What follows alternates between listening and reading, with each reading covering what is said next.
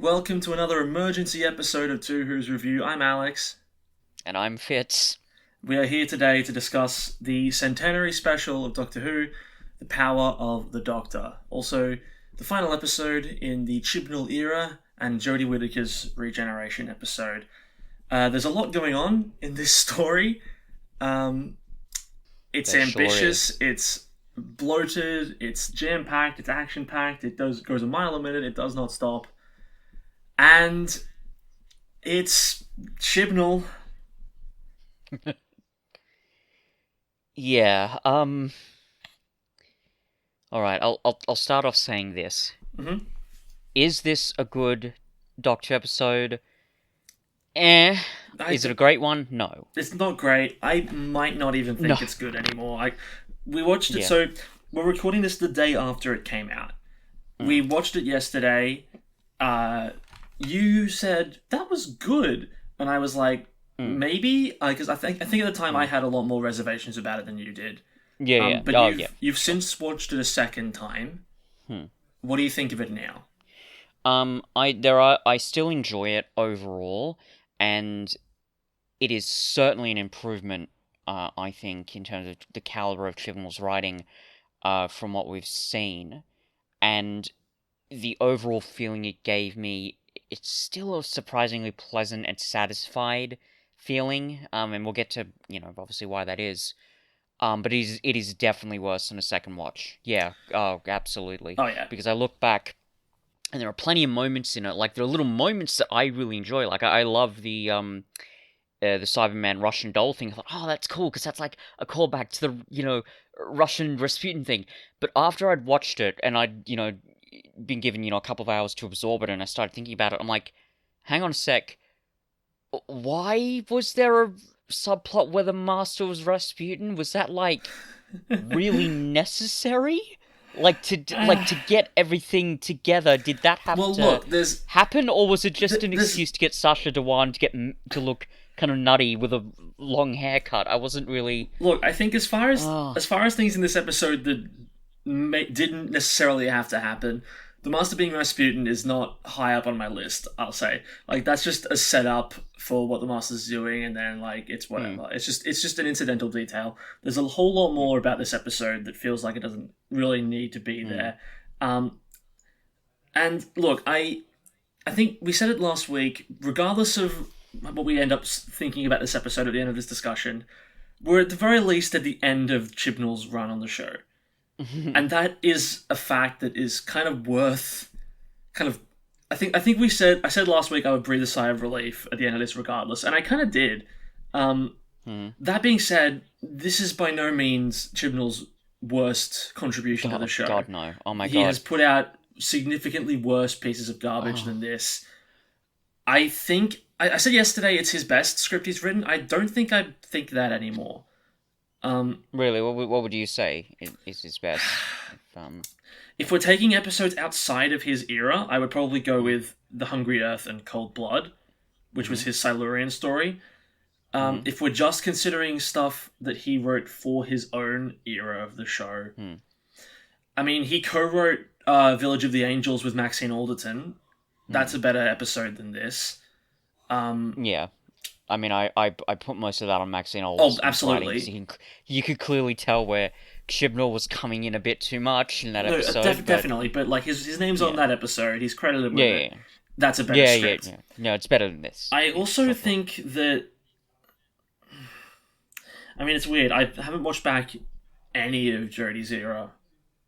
Like, you have recently because you had to watch Flux before getting into this. I think that Spyfall is probably better than this. It's been a while since I've seen At the very Spyfall. least, Spyfall Part 1 is better than this. I might disagree with that simply because I actually think the Master in this episode, especially when he's kind of at his best, I think this is the best he's been written in all of Chibnall's era. 100%. The Master in this is significantly better than he has been written so far in this iteration. But there is a lot of stuff besides that I don't think this episode does very well. Yeah. Fair, but yeah, that's fair, honestly. And I think so. I have to give like a small bit of backstory here. Before watching this episode, I got through almost all of Flux in about a week. I'd seen the first part ages ago, and then I just watched the rest in about a week. Look, it is possible that my enjoyment of this episode is simply due to the fact that I watched Flux in a week, Yep. and I've just succumbed to. Look, I don't want to sound harsh, but honest to God, I can't. Like, this is the phrase I would use to describe it. It is possible I've just succumbed to Chibnall-induced brain rot. Yeah. Watching it, because, and I don't know if I can really emphasize this enough. I despise Flux. It's bad. Village of the Angels, great episode. Yep. Definitely Chibnall flaws creeping in. Some bits of dialogue in that episode still drive me up the wall. But generally, really good episode. Cannot stand the rest of it, and I'm not going to spend too much time on this because we're obviously not talking about Flux, we're talking about Power of the Doctor. Yeah. But I really think it's important that I just give a brief little prelude here. Well, yeah, definitely. And describe what watching that was like. There were just the plots barely made sense. Yeah. I think episode 3, it had like 6 different openings, none of which tied together in the end. Mm-hmm. The plots were unsatisfying. The narrative turns didn't really make a lot of sense, and there's little moments that are just burned into my brain, but not for good reasons. No. And they include, among other things, stuff like, what would the Doctor do? Like, what?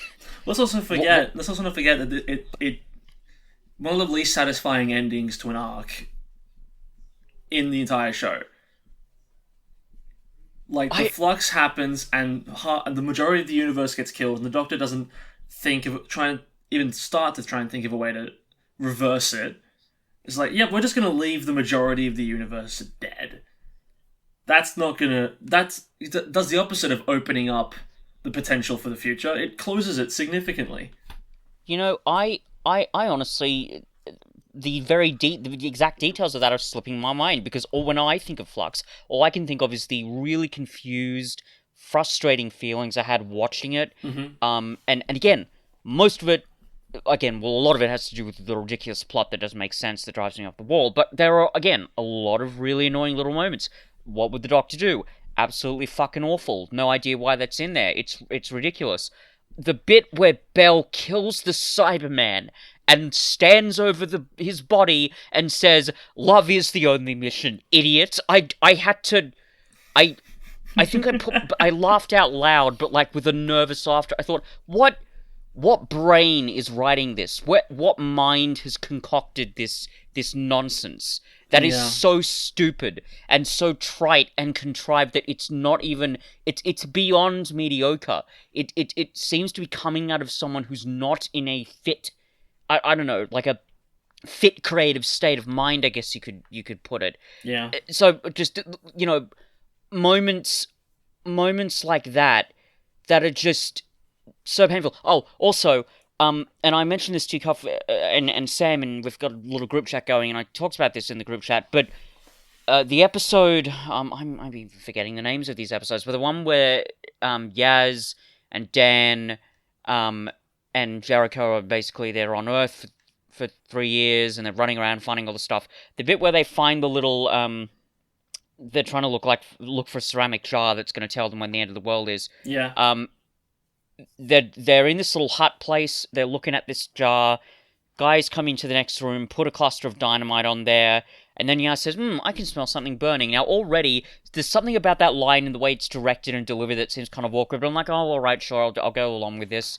She goes into the room, she sees the cluster of dynamite, she runs back into the other room and says, everybody get out. Okay, that's fine. That's I mean, it's not great, but that's normal. You can expect that in most similar things, not just in Doctor Who, but in action movies as well. So, alright, fine, I can deal with that. If the scene ended there, I could forgive that. But that's not what happens. The scene doesn't end there. Because then she goes back into the other room with the dynamite, takes a couple of blankets, puts them on top of the dynamite, says, oh, that'll have to do. I mean, I may be paraphrasing there, but it's basically what she says. She flees, and then there's an explosion effect, and then we basically just cut to the 3 companions all hunky-dory. And I just think, what... Chibnall, genuinely, what is wrong with you? Mm-hmm.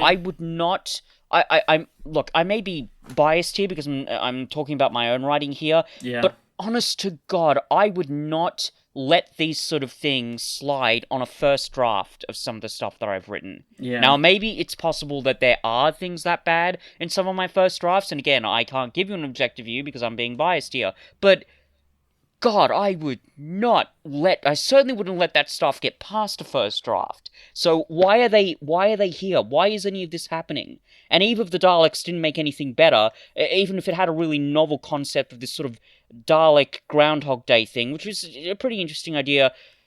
I did not give a shit about any of those characters. I think they were all written at a surface level.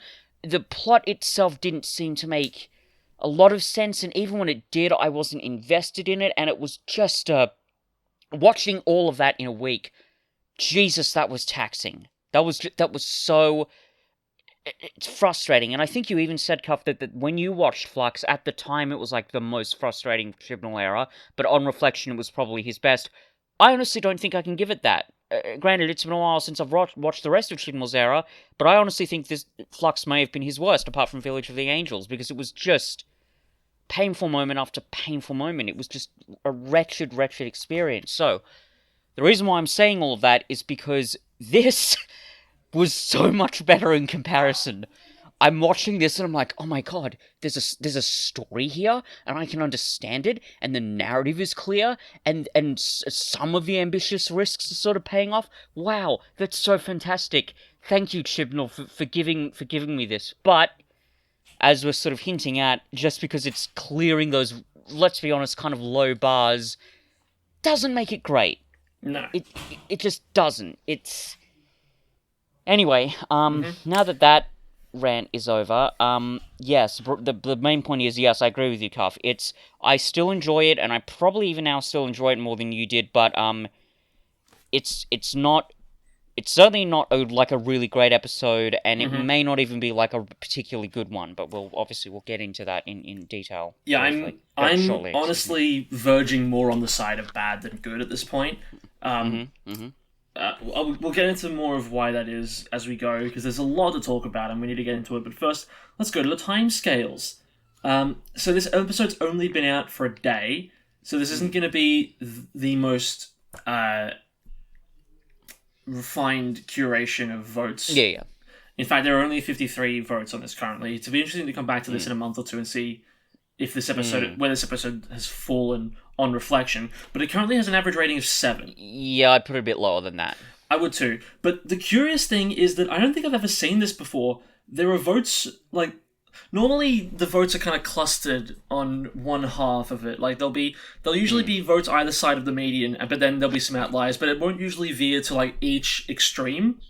Yeah. There are votes everywhere for this episode. Some people are giving it 10, some people are giving it 1. It's pretty evenly split throughout the whole thing. Wow. Yeah, I know. Yeah. And I think there are way more 10s and 9s than 2s and 1s, and I think that's because of the nature of some of the surprises and cameos that this episode has in store. I think it'll be interesting to see if over time, especially because after a day, I've soured on some of those cameos personally, but we'll get to that. Yeah. It'll be interesting to see if the vote sort of dips down a bit further as time goes on. It's actually let's have a look at this. 1, 2, 3, 4, 5, 6, 7. Okay, wow. It's the 11th highest rated 12th Doctor story, and 13th Doctor story, rather. That's if you count each chapter of Flux as a different story. Yeah, I mean... Yeah, I guess I believe that. Yeah. Do you want to know what the lowest rated 13th Doctor story is? Orphan 55? That's the second lowest rated. Well, it's actually tied for lowest rated. It's Orphan 55 and The Vanquishers, which is the final part of Flux. Yeah. I mean... Yep. So we've got a 5.2 for plot, which to me is about correct. It's not a plot that falls apart when you consider the wider Doctor Who universe, like some of Chibnall's other stories, but it is still very bloated, and it feels like a lot of stuff in there needed to not be there in order to give the other more important stuff more room to breathe. And Oh, absolutely. yeah, Absolutely. we'll get to this in more detail, but my main thoughts regarding the episode is that the Daleks and Cybermen shouldn't have been there. It should have just been a God, no. Master story, because that if it was story about the Master becoming the Doctor is so much more interesting than Oh, just the Daleks and absolutely. Cybermen are invading Earth again. Yeah, that would have like that those small moments when Master is regenerating into the Doctor and all the implications, even just thematically that has. Yeah. There's your episode. Yes, exactly. That would have been great. And it would have been a really interesting sort of counterpoint, for like it would have been good as a last episode for really any Doctor, but like asking, who is the Doctor? What does it mean to be the Doctor? There's your episode. Exactly, You could do, I don't know, maybe not, I'm not sure about 90 minutes, but at least an hour of that, and doing some really interesting stuff. If you have, like, the Master going back throughout the Doctor's timeline, messing with all the good things they've done, that would have been really cool. But unfortunately, Chibnall, God love him, he just can't help himself. There's just, like a lot of his stories, there's way too much going on, and it just, and again, I don't know, maybe like as a writer, I can kind of understand what he's doing, because I've had moments where I've written stuff and I'm like, I'm kind of desperately flailing, thinking, oh, I've got to make all this come together, let's reach out for this idea, and that tactic can I think it actually works a surprising amount of the time, but even if that's your MO when you're writing, you still need to, take time to really reflect and think, well, are all of these risks really paying off? It's pretty damn clear to me Chibnall hasn't been doing that, because there's so much here that is either that couldn't have been, like, that could have been taken care of if it wasn't there, or it's just distracting from the more interesting elements. So yeah, I mean, maybe I might put the score of the plot maybe slightly higher than that, but then if I had to do that, I'd have to give it a 6, and I'm really not sure if I'm willing to do that. So. Yeah, exactly. It's got a 7.9 for acting, which I think is also pretty fair. No one's turning in a bad performance. This is probably Sacha Dhawan's best performance as the Master. Yeah, easily. It's one of the better It's one of the better episodes for Jodie's Doctor. I don't think there's anything about her characterization in this that has been hitting a lot of those same sore spots that some of her other characterization has been hitting. She seems in character for most of this, in character in terms of the Doctor itself, not the way the 13th Doctor has largely been treated throughout this. Yeah. She's not doing kind of dumb and shitty things to the people around her. She's showing that compassion and her resolve. Yes, there's that, but her also resourcefulness. Also, this is one of the few times in her entire era where she's had sort of the presence that the Doctor is meant to have. She walks onto the train and she says, "I'm the Doctor. This is Yaz. We're here to help." In other situations, like similar to that in her era, she's been like visibly like panicky or afraid when delivering those lines. Here, it's like nothing but confidence, which is what the Doctor is meant to be. And I want to quickly highlight this as well, but I love the exchange between the Doctor and the Master at the seismology conference.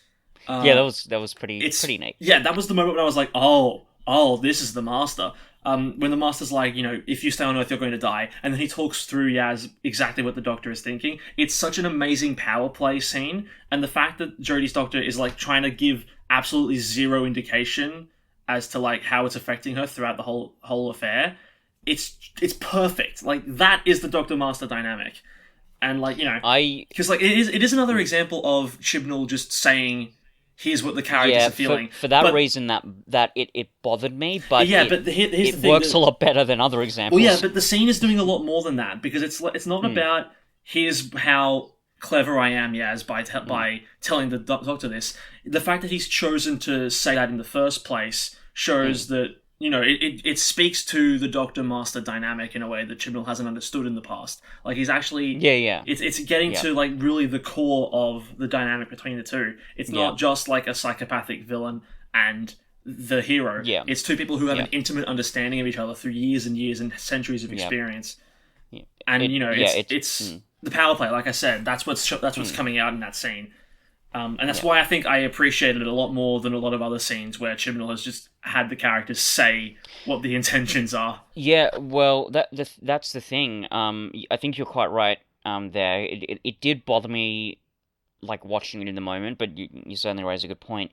But I'll get so some other examples of this later on when Ace and the Seventh Doctor are talking to each other. Mm-hmm. The dialogue is not good. The dialogue is is quite on the nose. And when the Doctor says, we're not just good, we're Ace, that's just so stupid. But the mere fact that conversation is happening and the broader tenor and tone of that conversation, I liked it because similarly to this conversation with the Master and the Doctor, it's showing that Chibnall has some understanding of how these characters work. Yeah.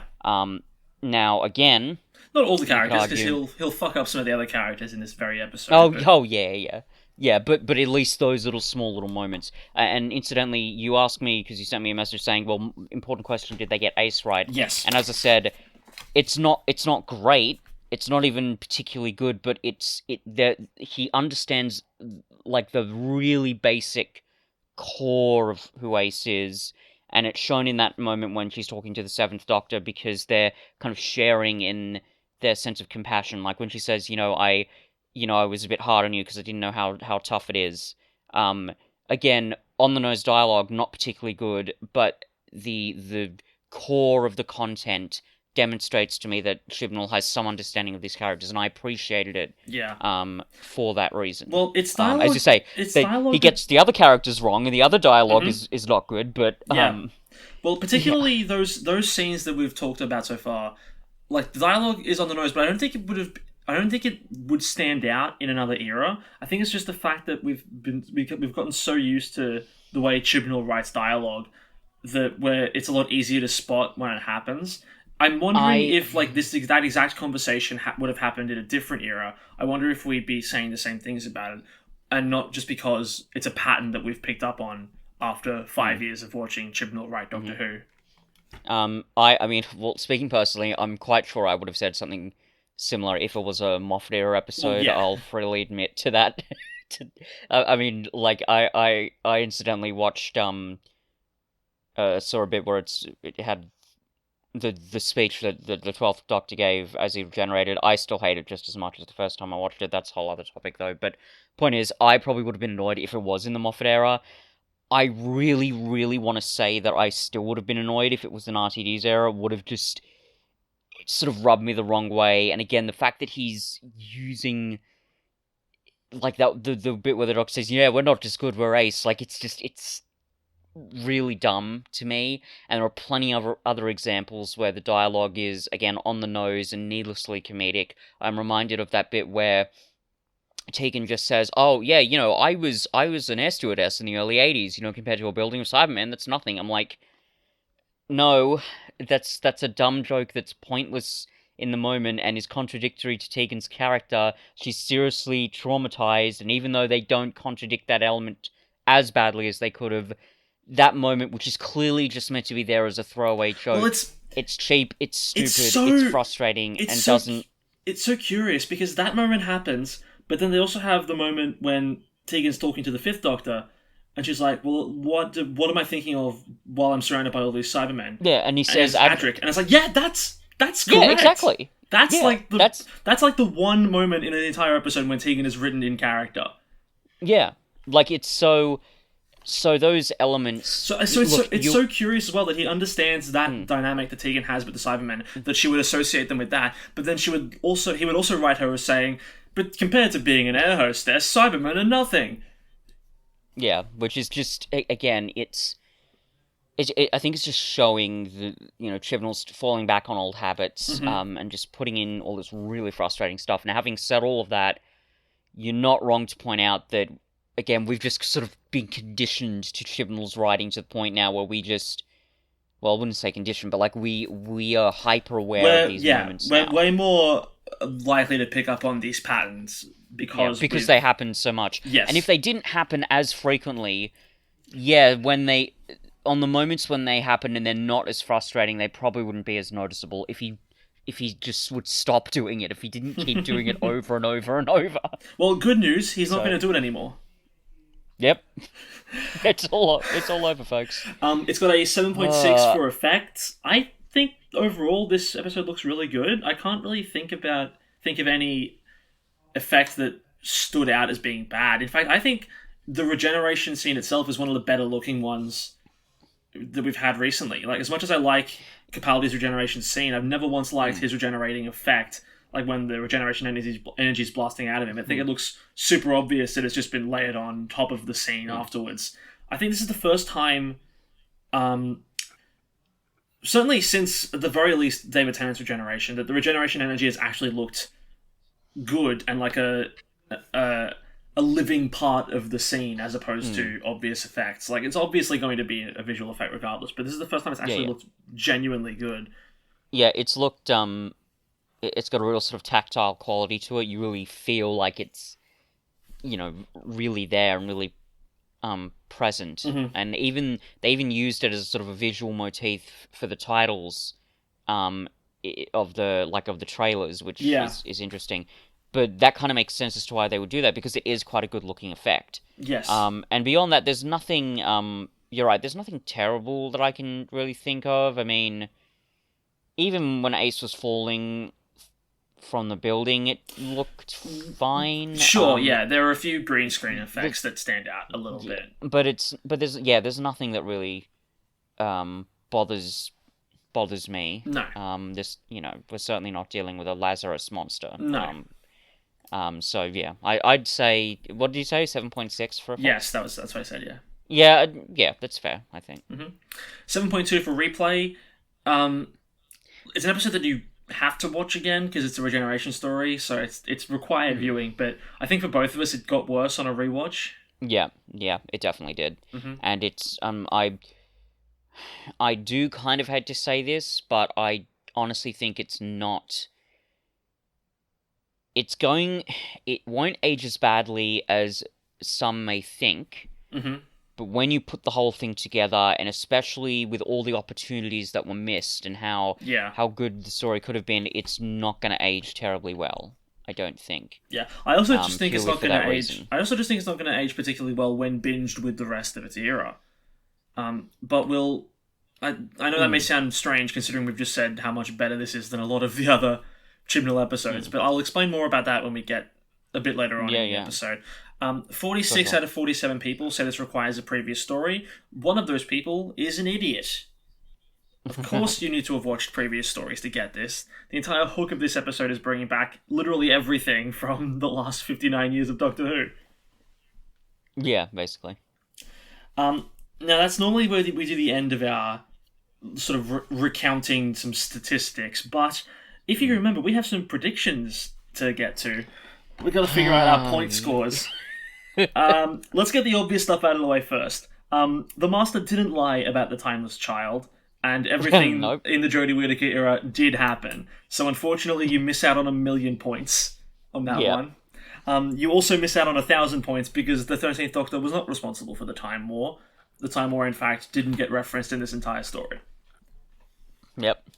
You miss out... I think only one of my predictions came true, really. Well, there's a couple that are up in the air, and we'll get to them in a bit. The Doctor didn't make a big statement or speech of love to Yaz, so you miss out on 69 points on that front. You get 20 points because the Cybermen and the Daleks did form an alliance under the Master. Yep. That was the only one, I think, that really... Well, I was going to ask about Chibnall writing Ace at a surface level. Yeah. Do you reckon you get those points or no? You have a better understanding of Ace than I do. I don't think so. As I said, don't get me wrong, it's not great. It's not a particularly good characterization of Ace, and it's certainly not a good Ace episode.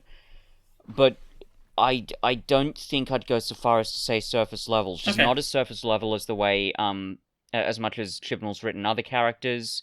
God, there is... Like, even the Doctor is written at more of a surface level in other episodes. Again, with that conversation between Ace and the Seventh Doctor in particular, it indicates to me that he at least understands who this character is and what their dynamic is with the Doctor. Yeah.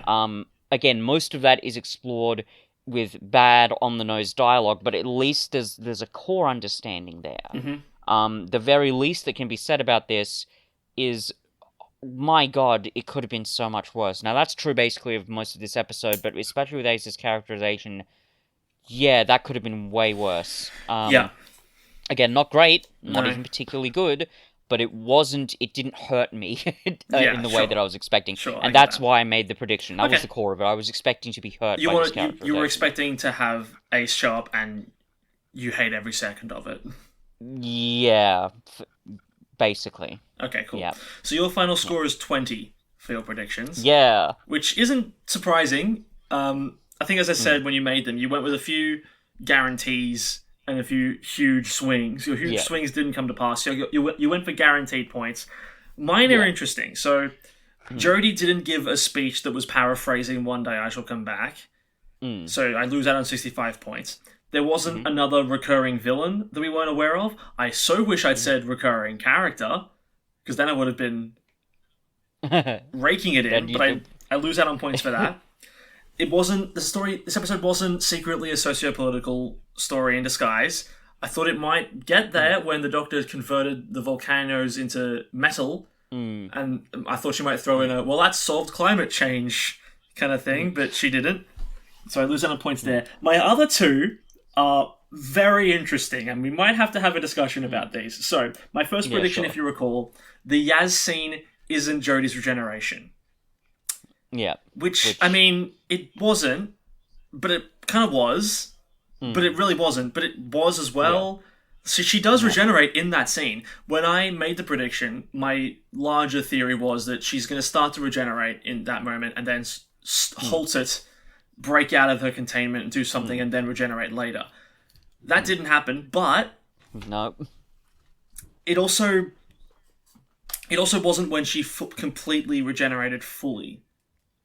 Yeah. She does go back to Jodie for a little bit after that moment happens. Do I get those points?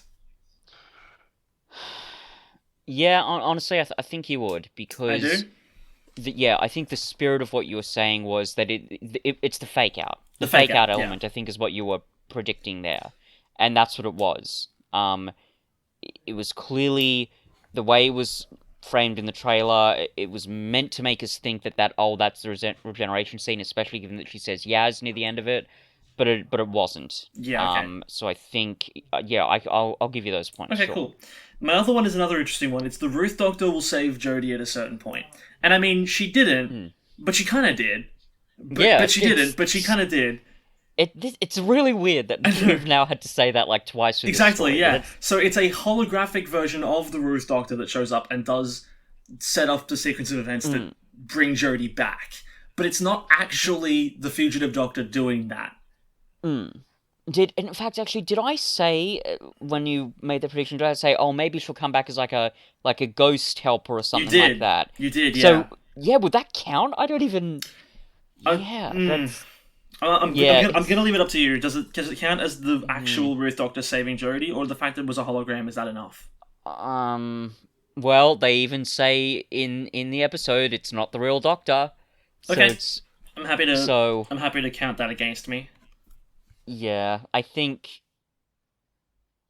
Well, I don't know. I'm happy enough to say it wasn't actually the Ruth Doctor. It was this you know... I don't know, I forget exactly how she describes it in the episode, but it's this holographic consciousness of the Doctor, which is based on thousands of years of memories that she's been pouring into it. None of which she did while she was the Ruth Doctor. Because this is all stuff. I wonder, like, if it's thousands of years of memory, and we already know she's had some of her memories taken away from her, so I wonder how that works. Well, it must be just Yaz. Yaz programmed it, right? So she would have been able to. Yeah, projecting it. Yeah. So yeah. I think. Yeah, because the idea of the Ruth Doctor showing up at all. If that was your prediction, yes, I mean, you definitely get it, but I think your prediction was kind of more than that. It was. It was, the Ruth Doctor, like, actively saving the Doctor or actually being there, and so, yeah, I don't think I can give you that one. Fair enough. So our final scores are, you end up with a score of 20, and I end up with a score of 45. Congratulations. I'm the best at predicting Chibnall. That's a skill I will keep to myself. Well, too bad, because it's on the podcast now. Damn it. Okay, let's just dive in. Yeah, sure. So we've talked about this briefly, but this is the Master's finest hour, at least in terms of this version of the Master. Yeah. It's a moment that happens about halfway through the episode when the Master brings up the old Time Lord rule or punishment, I guess, for breaking their laws, forced regeneration, bringing that back from the second Doctor, and uses it and combined with a bunch of stolen technology and a converted cyber planet using this living sentient ball of energy in order to trigger a regeneration specifically to regenerate the Doctor into the Master. So the Master becomes the Doctor. It's a moment which when it happens, I was kind of like, I was stunned almost. Like, it's a story that... Yeah, I was pretty surprised, honestly. Well, it's one of the Chibnall's few ambitious choices that I think kind of paid off. Oh, yeah. In a weird way. Because it's a really shocking moment when it is. Jodie becomes Sacha Dhawan. And I wasn't sure what form it would take at first. Like, I wasn't sure if it would be, like, they swap their consciousnesses, so the Doctor now looks like the Master, and the Master now looks like the Doctor. So it's like Jodie's performing as the Master and is going around being like, I look like you now, Doctor, I'm gonna wreak some havoc on the timeline, and you're gonna take the blame for it. And meanwhile, the Doctor's trapped in the Master's body. But what it ends up being was just, like, the Doctor regenerates, and the Master shoves himself in there while the regeneration's happening. So now the Doctor looks like the Master and is the Master, basically. Yeah. And wow, like, it's a really effective moment when it happens. It is. When the Master gets to say, I am the Doctor. Really, really chilling stuff. And especially, like, something I want to point out as well, the Rara Rasputin scene.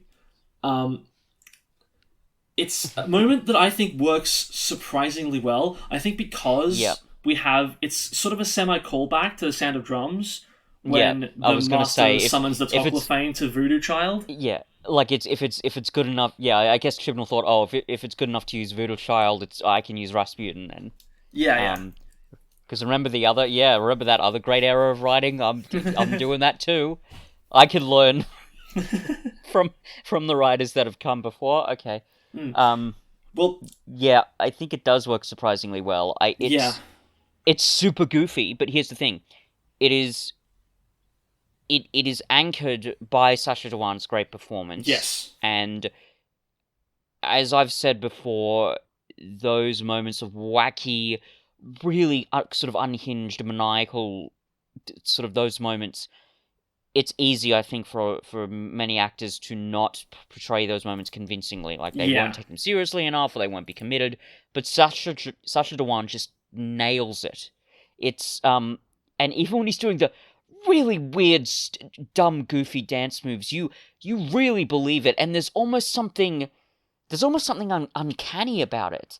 Yeah, like, I agree. He's so, especially in the context of what this plot is, the fact that he's kidnapped the Doctor to become the Doctor, which, by the way, is a move that, honestly, maybe other Masters would have done it, but I really think only Sacha Dhawan's Master, both as he's performed and written, could have attempted that. Yeah, so it all just sort of comes together. Even you could argue it's even kind of symbolic. It's symbolized in the Rasputin scene as, this is who this Master is. And it feels like Chibnall's writing for the performance, and it works surprisingly well. Well, it also it's a move that, like I hinted at before, like, it sort of harkens back to the history the two characters have. The Master being beaten by the Doctor time and time again. So it's like, well, how can I beat you? I'll become you and sort of erase you from the world, which he succeeds in doing. Like, if it weren't for the Doctor's 4D chess and doing the hologram stuff to sort of guide Yaz through what to do, like, he would have won, and he would have succeeded tremendously forever. And it's interesting because, like, that is an insane premise. It's a very unique premise as well. It's something the show hasn't done before. And that's why I'm kind of annoyed that it's only like half an hour max of what the episode actually is. Yeah, that could have been again, and it's one of those concepts that gets more interesting the more you think about it. Not just because of the thematic implications, but even with plot. That would have been so interesting. Like, imagine if that was like if it opened with, you know, slight weird mystery. Oh, Seismologist just going missing. What's going on there? And then, you know, in the first say 10, 15 minutes, Doctor gets kidnapped. Master regenerates into her, and then maybe she's just like gone for a chunk of the episode, and the Master just goes back in time and wreaks havoc on the timeline.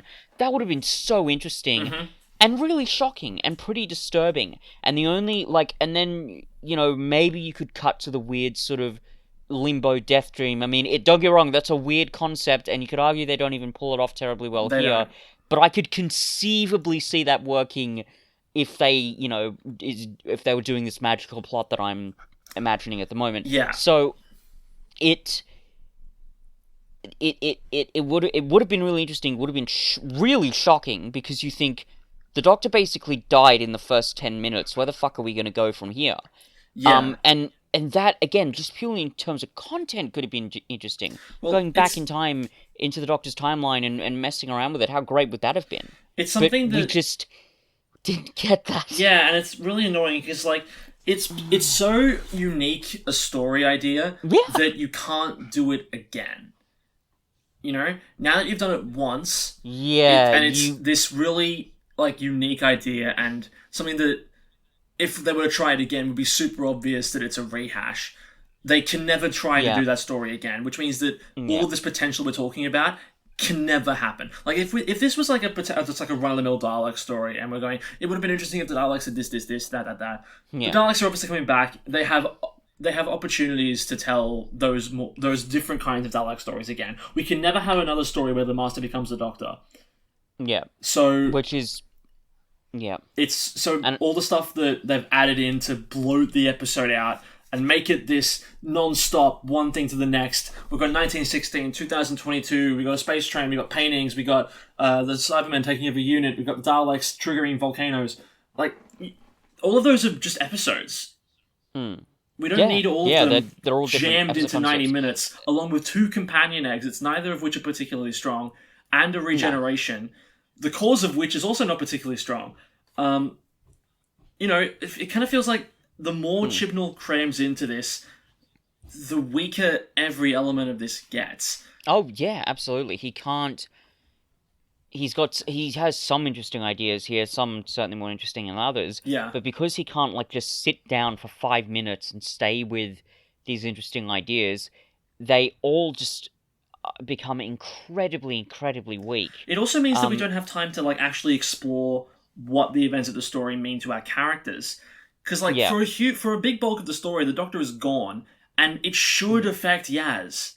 Yeah, it should have a huge impact on her, because this is a Doctor that she loves, but the story doesn't have time to sit down with Yaz and let her feel the things she should be feeling. So the whole time she's just kind of like doing stuff, but none of it's affecting her. That's a huge part of the reason why Chibnall's companions feel so underdeveloped, because they never have time to actually talk about, or like, you know, we never have time to actually see how any of this is affecting them, at the very least in a way that's interesting. They've tried in the past, and it's just been, you know, very... Yeah. Here's what I feel. Well, here's how you should feel. And then back to the action. There's two... You know, he can't afford to... write those characters in that way, because he's got to make room for all the exposition that's completely pointless, which is just unbearably frustrating. Incidentally, in terms of interesting ideas that were wasted, I actually really like the idea of the Rebel Dalek. Even like when that Dalek is there, even some of the dialogue I thought was kind of interesting. Like when the Dalek says, we've lost our mission, we wanted to preserve the college, but we've just become Daleks, and you know, like that itself could be an interesting episode. But it just gets completely wasted. Well, it's just... Here's the interesting thing about that. That's the first part of the episode where the crack started to show for me. Because you've got this Dalek coming onto the TARDIS, or projecting itself into the TARDIS, being like, I am defecting from the Daleks. It's very clearly cracked up a bit. So it's like, it's been through some damage to justify this change. And the whole time I'm thinking, this is familiar. Oh yeah, Into the Dalek. Peter Capaldi's right. second story, where this exact thing happened. I'm like, okay, so this is clearly a callback to that. I don't know why they didn't just use Rusty, because it would have made it so much easier for the Doctor to buy what this Dalek is selling, you know. But then when the Dalek says, I'm defecting, and the Doctor reacts by saying, well, this is a new one, it's demonstrably not a new one. Yeah, it's happened before, and the fact that the Doctor just forgot about it is one of the other things about this. It's one of the many things about this episode that seems to forget past canon. In ways that don't really need to be there, you know? Yeah. Because, I said, it could have easily been Rusty. That could have been a nice little callback to the Capaldi era, where Rusty shows up and is like, okay, I've gotten intel. The Daleks are planning a big invasion of Earth. I'm going to help you stop them. Here's how you do it. And then it's Rusty who's giving the Doctor information and gets taken over and gets killed by the Daleks, which would have been more emotionally satisfying than having it just be a new defector. Yeah. It's the Chibnall habit of just putting in way too much and not focusing enough on any of it. I think I said, the story of Legend of the Sea Devils felt muddled, and that was 50 minutes, and I said, God knows what he's going to do with 90. Now, to his credit, I actually prefer the plot of this to Legend of the Sea Devils, because I could actually understand most of it, and there was a basic through line, but it just shows, again, you could, even if you didn't want to expand on the Master Doctor thing, there's just so many little moments that you could just cut, and you could have had it be maybe like a 1 hour special, and it would have been, it wouldn't have been great, but it would have been certainly less bloated than what we got. Yeah. So again, it's just Chibnall falling back onto these old, really frustrating habits that, they're just not doing much. I've been thinking about this since the episode finished, actually, and I want to bring it up because I don't have the knowledge to definitively say, but turning all of the volcano debris and lava and all that into metal, that would have to have some kind of ecological consequence, right? Surely, because lava isn't just there to spurt out a volcano. Lava and magma is what moves tectonic plates, right? Yeah. The fact the Doctor's just frozen it all. Yeah, well, didn't even Graham say that? Yeah, there's shifts in the tectonic plates. That's why I'm down here. Incidentally, I don't want to go too far on a tangent here, but Graham being there, made no sense. Was that ever explained? Nope. Or the Doctor and Graham say at the same time, "What are you doing here?" And that's as far as it goes. You can understand. He's got the psychic paper. He's been exploring the planet with Ryan. He may have it's reasonable enough that he would get there. My question is, how did he notice what was going on? And more importantly, how did he decide, of all the volcanoes, I'm going to pick this one? That just seemed like a very strange turn in plot. I understand why Chibnall did it, but it's just another example of this is a super neat idea that he clearly hasn't thought through thoroughly enough. Well, let's not forget, on the same topic, 2 lines of dialogue, where's Ryan, by the way? Patagonia. And then moving on to the next topic immediately. That was a companion. Yeah. You're not going to, ask for more questions. Oh, why is he doing in Patagonia? I hope he's doing all right. Why are you not with him at the moment? The whole reason for them going off was to be, leaving the TARDIS in the first place was so they can be more of a family. And then the next time we see that Graham is on his own, and the Doctor's not going to ask questions about that. It kind of screamed like the episode was written with the intent that Ryan was there, but Tosin Cole was unavailable for filming, so they just threw in a quick explanation and went, okay, we don't have time to expand on that. We've got so much more of this episode to do. Let's just breeze past it. But the entire time I'm thinking, no. Why is he in Patagonia? Why isn't he with Graham? Explain, show. Yep. Give us more. What's Ryan been up to since leaving the TARDIS? No? Not going to give us that? Chibnall sidestepping and, clear opportunities of characterization in the attempts to have wacky plots with super strange twists, which is just... Well, speaking of sidestepping, the Master being back, not given a proper explanation as to how he survived. Again, I didn't ask for one. I didn't want one.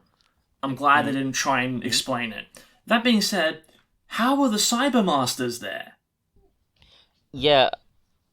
they were also on Gallifrey with the Death Particle. If the Master had just escaped on his own, that would be one thing. But if he managed to get his entire Cybermaster fleet off the planet with him, so that sacrifice play in the Timeless Children with that one character, I don't remember his name, but him using the Death Particle as his final victory means nothing. He didn't even destroy the Cybermasters.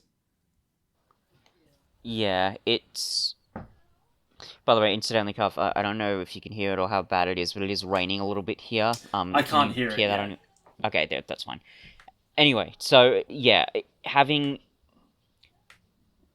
I don't know, maybe he put them in the Russian doll thing? Well, maybe that's how he kept it, because he did say, oh, I escaped with all this technology, you know, the technology to make you regenerate. So... maybe it's implied that's how he did it. Potentially, but you can also say my point about the ending of that one character being robbed from him, like this final victory. It's like, okay, well then what happened? He clearly activated the Death Particle, so he just killed himself. Yeah, it's a there's little also there's also a really rushed explanation as to why a shard is back. The Master says, that was the Master dumb. Says fleetingly, "I'm so happy I cloned you." And for a moment, I was like, "Oh, okay, so that's why he's back." And then I thought about it a bit more and went, "Hang on, he cloned a shard, but decided to keep all of the rusted, broken down cyber parts, despite a shard clearly wanting a complete conversion, and despite being denied that, a shard is now happily working for the Master." That doesn't make any sense. Yeah, it's... Again, a lot of this episode... like, oh, I've got to have a callback, so... Well, yeah, that's exactly it. A lot of this episode plays like Chibnall understanding that it's the final episode of a Dr. Zero, so he has to try and bring together as much as possible into a satisfying conclusion. But he brought together... It's a lot of box ticking. Yeah, but he brought together the things that didn't need to be there. Because, as much as as happy as I am that the power of the Doctor refers to the Doctor's friendships that she's been forming throughout her whole lives, and not some hidden, innate, timeless child kind of thing. Yeah. This means that Chibnall has raised questions about the timeless child, the division, all this other stuff, with no intention of resolving them. He made huge twists on the canon, only for the in-universe reason for them to be there is they don't matter. Yeah, that actually reminds me of something that kind of annoyed me. The presence of the Ruth Doctor, when you put it all together, seems kind of pointless to me, because the point of the Ruth Doctor is to show, oh, the timeless child, that's a thing, right? But she's only there to kind of help the Doctor distract the Master, but that's not enough of a reason for that entire character to just be... like, to exist, you know what I mean? Yeah, she's there... like, it just doesn't... She's there because she was a crucial part of Jodie's run, and it's kind of fitting to have her there for the final as well. But the reason that she's put in the episode doesn't blend with all of those things. Yeah, it doesn't... And you could maybe say the same thing of a lot of this episode, but it's like I don't know, like a loop. It's like saying, oh... the timeless child needs to be there so the Ruth Doctor can appear in the finale, and the Ruth Doctor needs to appear in the finale because of the timeless child. Like, it doesn't, you know what I mean? It doesn't all come together properly. So I don't... And because... like, I don't know what the point of that is, because you could say, well, maybe he just wants people to forget about the timeless child. Well, if you wanted to do that, then why is the Ruth Doctor there? And incidentally, the Master says, oh, who are you? I don't recognize you. But... you could argue, couldn't the Ruth Doctor have been replaced with any Doctor? Because the Master would have seen if it was like the Fifth Doctor or something and said, oh, I know who you are. But that shock, wouldn't that have been enough for him to be distracted? Like, do you know what I mean? Like, it just doesn't... It's just not coming together. And it's very frustrating that, like, I don't know, like, I'm glad in a way that they're not really... going too much into the timeless child here, because I don't think anyone really wants to think about the timeless child all that much. But I don't know. It still kind of feels frustrating that he's not. That Chibnall's staying true to his convictions and doing something with it. But like, as much as I didn't want them to bring back timeless child, I would have preferred there to be kind of a resolution to all that stuff. Because Yeah. all three times the Timeless Child has been important. It was in the Timeless Children, Revolution of the Daleks, and towards the end of Flux. I think it's Survivors of the Flux or the Vanquishers when Tecteun is talking to the Doctor about her memories and stuff. All three I think, times, Survivors of the Flux, yeah. all three times the arc has been, this isn't important.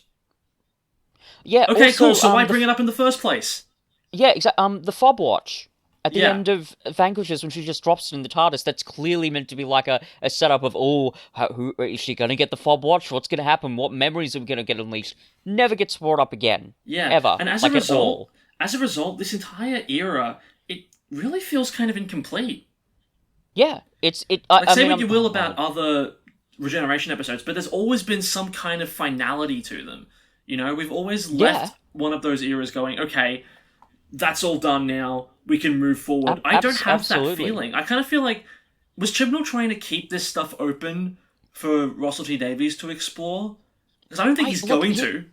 Here's the thing, like you're right to point out that, you know, other regeneration stories, whatever you feel about them, they do have that finality, even for something like Twice Upon a Time, which I can't stand. You're right, it's got that finality, it's got that conclusion, it's, you know, Doctor, I let you go, you know, it's finished.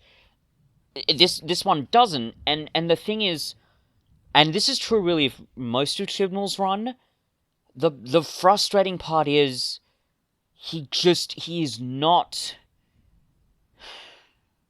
Okay, I'm gonna have to backtrack here slightly, sure, if I can. Yeah. Whatever criticisms I throw at Chibnall, this is a really obvious thing to point out, and I assume you're gonna agree with me here. Mm-hmm. They're not like criticisms against him personally. I know that's a really obvious thing to point out, but I don't know the man. I've never met him. I don't know what he thinks. I can't even tell completely what he thinks about Doctor Who. And even then, like, the writing of this episode surprised me with how much depth he seems to understand about these characters. So I'm just going to get that out of the way. Mm-hmm.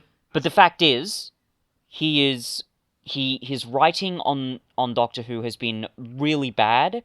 I do not think he's equipped to write Doctor Who, and the inconclusiveness of this final special is proof of that. It's clear that he just has not thought these things through, because what I think has happened is, he clearly saw what bad reaction the Timeless Child thing got, and so now he's gotten cold feet, and he's just kind of hoping, oh yeah, all those narrative things that I was sort of bringing up, I'm not going to tie them up in any way, and I'm just going to hope people are going to forget them.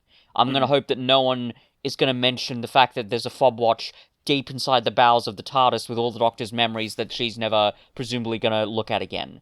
Like, honestly, I forgot that was there. I haven't watched Flux recently. I forgot all about that. I'm mainly remembering it because I think it just, again, Flux just annoyed the shit out of me, and again, I've watched it recently, but again, that's just an indication of the sloppiness and the lack of care and the complete... when you look at Chibnall's scripts, it's clear that it's like he's just winging it. He certainly doesn't care about, like, previously established canon, because that was proved with the Timeless Children. And also, this is a small detail, but I should have brought it up earlier when I talked about Flux.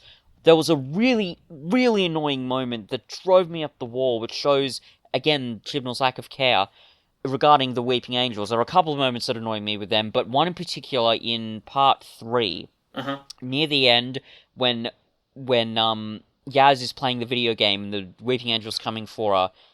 The Doctor's hologram is there. She's talking to Yaz. They get distracted for a bit. The Weeping Angel comes out of the TV. The Doctor talks to Yaz again. Yaz turns her head to look at the Doctor.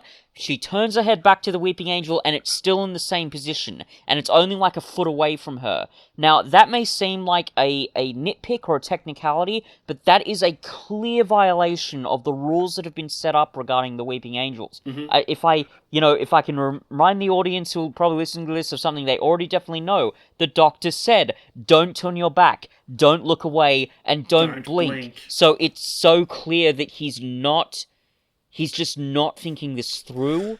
He's not putting enough care and effort into these stories, and he is not equipped Well, it's interesting, really actually, to write 'cause- about Doctor Who, certainly in a long-term capacity. Well, that's a moment that I could almost chalk up to directing as well, because I don't know how. Oh that no, would no, have yeah, been that's written in the definitely part of script. it. Yeah. Because Um, I don't think. mm, I'm not sure if that moment would have been written in the script as Yaz turns away, then looks back. I can't speak for that. I haven't read the script myself, but I think you're right. Yeah, of Like, course. there is a certain. Chibnall understands enough about the show that he can sort of write what he thinks it should be based on stuff that's Yeah. happened before. Case in point, all the returning stuff in a regeneration story. But he hasn't Yeah. thought about why those things were brought back in the first place, you know? Yeah. The reason why sure. the Master and the Time Lords were brought back in David Tennant's Regeneration special is because the entire Russell T Davies era was about the Time War. Yeah. The reason why Matt Smith's Regeneration episode brought the Crack in the Wall back was because there were still unanswered questions about who blew up the TARDIS, why they did it, why now, you know, which were technically answered in that episode, albeit not in a way I found incredibly satisfying. You know, there's always been a reason why stuff's been brought back, and there's always been a reason why stuff hasn't been brought back. I don't think that Chibnall has understood which of the two camps certain things are meant to fall into when writing this story. Speaking of, case in point, Tegan. Now, we've talked about Ace to a certain extent. I don't know if there's anything else we can say about Ace. She's handled a lot better than Tegan is. Actually, before we move on to Tegan, I wanted to ask. I can't imagine that Survival, which I think is the final episode of the classic era, that doesn't end with Ace leaving the Doctor, right? It's been ages since I've seen it, so I can't remember. But I know that like the last shot is just them walking off. That's what I figured together, it was, yeah. like into the distance. Sure. I think the Doctor saying something about putting on a cup of tea or something like that. I mean, I may be misremembering that, Okay. but So I wanted to don't ask... remember there being a big like falling out. Well, I was going to say, is there again, a big maybe finish? I'm wrong, but Is there a big finish story maybe where that happens?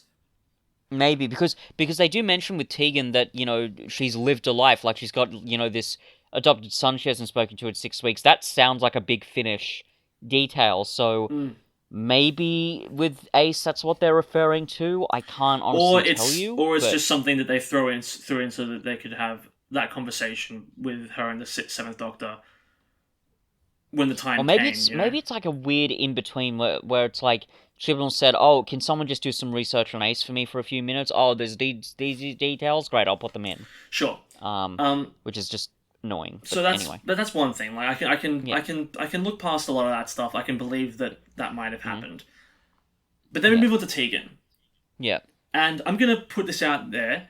If you were to watch Tegan's departure episode from the classic series, which I have, I don't remember it all that well, but I know how she left the show, and then immediately watch this, it would make zero sense. Yeah, it wouldn't. It's not good. It is frustrating. No, I don't understand why Chibnall wrote it like it was the Doctor that left Tegan. Yeah. Because it's sort of the mentality of like the abusive ex.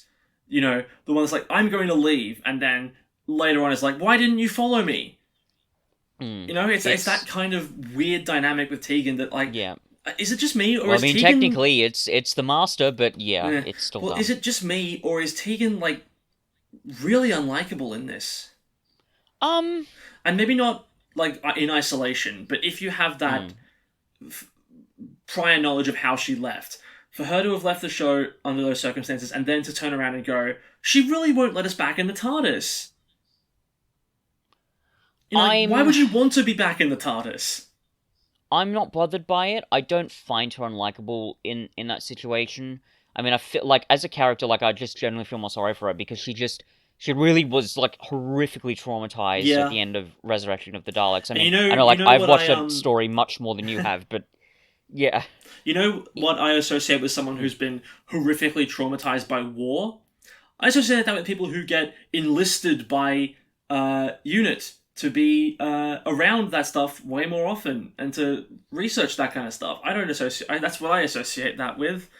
Why did she ever say yes to that? Why would she ever say yes to... Yeah, no, that makes no sense. And isn't, like... Isn't she the one who contacts Ace? That doesn't make any sense either. No, I don't. I don't think that's right. I think Ace is Or the are they, one that or are they just like on? They were on the phone they call. were just Like on you the didn't phone see who call. made the. We don't see who made the phone call, but they're just on the Yeah. phone with each Okay. other. Well, it's still very strange. Incidentally, this is a small detail, but it is, I think, worth pointing out. Just getting back to Chibnall's unbearably frustrating expository dialogue. The bit where Tegan just describes getting the Russian doll, don't say that, show it. Like, I know that that's a cliche Yeah. thing to say, but that is definitely that should have been a show don't tell moment. Yeah, That exactly. that you could even argue that's where you could start the episode. Start with Tegan in her home doing something, trying to call her son, whatever it is, and then this Russian doll shows up, and like you think, what the fuck is happening here? And then a note from the doctor's like, oh, what, that's mystery. But they didn't do that. If they just Yeah. had Tegan completely pointlessly explaining, well, almost completely pointlessly explaining this, which again, it just shows Chibnall's lack of care and his tendency towards expository dialogue. So that in itself really frustrated me. Yeah. But your broader point about Tegan, being not very well characterized, yeah, no, I definitely agree with that. She's not a good character. This is not a good Tegan episode. I mean, it's so weird for me to contrast dialogue like that, which feels very out of place. And even in that same scene, I haven't seen the Doctor in 4 decades, and then Ace is really clunky. Yeah, don't brag just because it's been 3 decades for me. Yeah, that is dialogue that is only that there was clunky. that's dialogue that's only there to demonstrate to people who don't know these characters these are Yeah. past companions. But then you have dialogue like that, but then you also have like really really good dialogue in this episode as well. Like the one line I love is when the Master says, "I'm sure you'll all feel safer now that I'm in the building." Like that is dripping with character. That line, like, and it's more of the power play stuff that I'm talking about that makes the Master so good in this. Like he's gloating and he's like, "Oh, you've captured me. I'm sure that'll make you feel better." It's in a way that it's like it could. That's a line where if you're in the room, you could interpret as either it's an empty threat where he's trying to make you scared, or as, oh wait, he's got something else planned. It's not too obvious which way it is. And, it's another power play thing the Master does really well in this episode. But we're not talking about the Master. The Master's good in this. We already know that. We've discussed past companions. Let's talk about the ones that we actually had going into this story. Because I don't think either of them get handled particularly well. Dan, in the cold open, has a near-death experience. And then the next time we see him, he leaves the show. Yeah, that was really kind of awkward, jarring, and just kind of... Like it makes... It makes sense. It's the kind of decision where if they spent an episode building up to it, I would have been like, yes, that's a good good companion departure. But the fact that they definitely didn't do that. No, they didn't. The fact that it happens in 10 minutes. No. Yeah, that was. Don't do that. Yeah, This is a companion. Like I said about Ryan, this is an actual companion, an important part of the show, and one of the better aspects of Flux. I liked Dan's characterization in Flux. I liked. At least compared to everything else in Flux. He's by no means one of the strongest companions in the show's history. But I like Dan, I like John Bishop's portrayal of him. He's fine. I honestly, that character gets more frustrating, honestly, the longer time goes on for me. Because I know we've said, like, we've described him as like a lovable goof and a teddy bear, and fair enough, but and maybe this is just my interpretation of it, but think of this, what is he beyond that? He's like... Nothing. Ha-ha, lovable goofball, got some weird romance with a woman who I'm kind of interested in, and that's it. Yeah. There's nothing else. He just kind of... I mean, don't get me wrong, as you've said, he's better than the other characters, well, yeah, and he's handled better than... He's not particularly deep, but the fact that he does those things well sets him apart from a lot of the other elements of Chibnall's era. Yeah. Although, again, it just kind of comes back to what I said, not a particularly high bar to clear. Mm-hmm. He's a character who does things, and he's likable, like, Yeah. Who else isn't?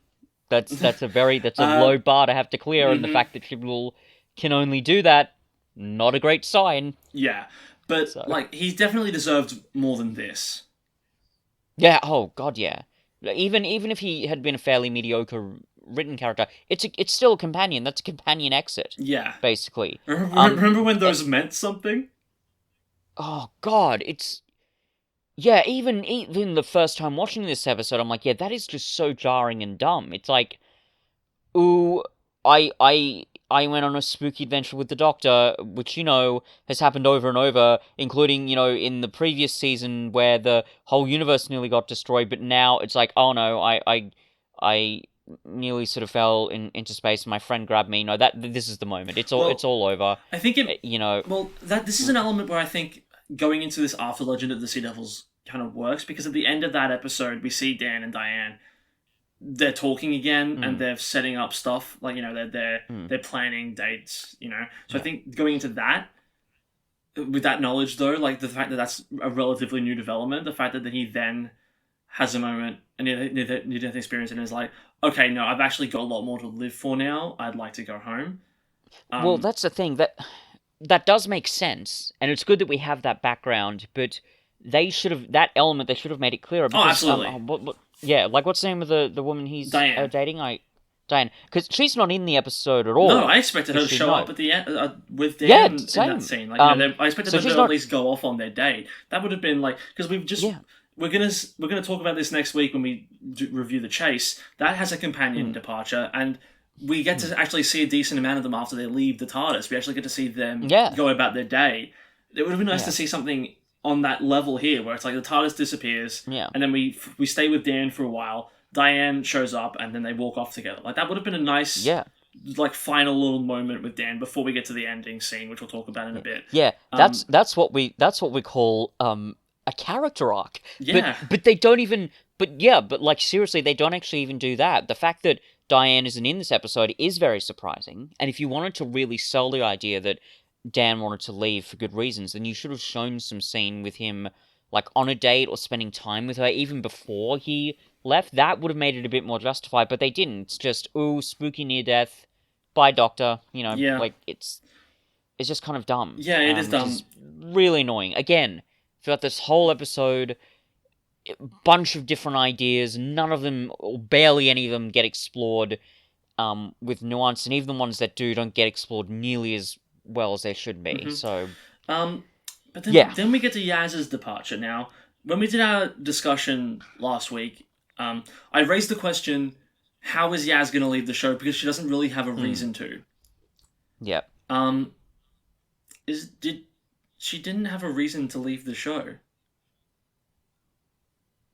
Like, am I crazy? Like, the Doctor's about to regenerate, and that's enough? Like, companions have stuck around for regenerations before. I don't think there's ever been a single companion that left the TARDIS purely because a regeneration was about to happen. I'm okay. I'll push back against this slightly. Yeah. And maybe my theories here, they're a bit threadbare, and fair enough, but somehow I was actually pretty convinced by that exit. It wasn't great, but I honestly, that was probably one of the more compelling parts of the whole episode. Actually, there was something kind of, even the dialogue when the Doctor's like, but the important question, what flavor ice cream, and they're just sitting up there having a nice time eating ice cream. There's something about that I found kind of, pardon the pun, but sweet about it, and the fact that Yaz exited the show then. At that point, it kind of made sense, because think about this: the whole sort of build-up to the end of this episode, including Flux, is that Yaz is kind of becoming a more independent companion. She spent 3 years with Jericho and Dan solving all these mysteries, and, she's the one sort of helping the Doctor get back. She's piloting the TARDIS. So, for those reasons, for me, I felt actually pretty convinced when she left. It felt satisfying. I would agree with you if Yaz made the decision. But it's the Doctor that says, I think I need to do this alone. Yeah, and then she's just... And then she just dropped off somewhere. Like, that to me, it felt like one of the more rushed elements of this entire story. Because again, to me, that ice cream scene is good, but that would have been great if they'd already established by that point that Yaz was going to leave the TARDIS for some reason.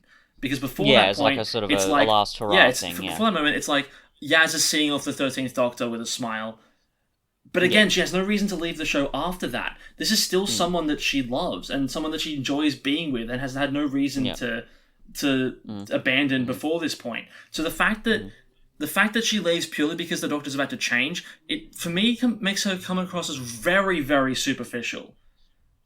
You know, because we've had, like I said, this is the only time that a companion has left the show purely because a regeneration was about to happen. Now, there have been companions that have left the show at the same time that a regeneration was happening, but they've always had they've always had different reasons. You know, Jamie and whoever the Doctor was with, as well as him at the time, they had their memories wiped by the Time Lords because they weren't allowed on Gallifrey. All that stuff was happening. Bill had a whole arc before Capaldi left. She was converted into a Cyberman. She was brought back to be the pilot of the co-pilot of this spaceship with the woman she loves. You know, that's her reason to leave the show. I can't think of any others that have happened concurrently with the regeneration, but like, there's no reason for it to happen here, right? Yeah, like, and you wonder, this sort of goes back to my point about, you know, Chibnall just doing box ticking. I wonder if he just thought, oh, I've got to have the Doctor regenerating on her own because that's been done before. But the weird thing is, yes, it has been done before with the Doctor regenerating alone, but that's not a requirement, as the classic series showed, as Rose and the Ninth Doctor showed, so there have been... What was the point of that little moment? There have been, like, significantly more regenerations that have happened with the companion. Yeah. I think it's just because, like, Mandip Gill decided she was leaving the show, and Chibnall went, oh, how do I make Yaz leave the show? Oh, she's just going to leave the show. Yeah. And the strange thing is that a lot of this episode seemed like it was building up to Yaz, you know, making that choice on her own. Like, there's that scene when the Master's in the TARDIS. By the way, Yaz having the gun, no reason for it. You know, like, the Doctor's like, take the gun, and the Master's like, well, she must be serious about this. But then, like, nothing ever happens with it.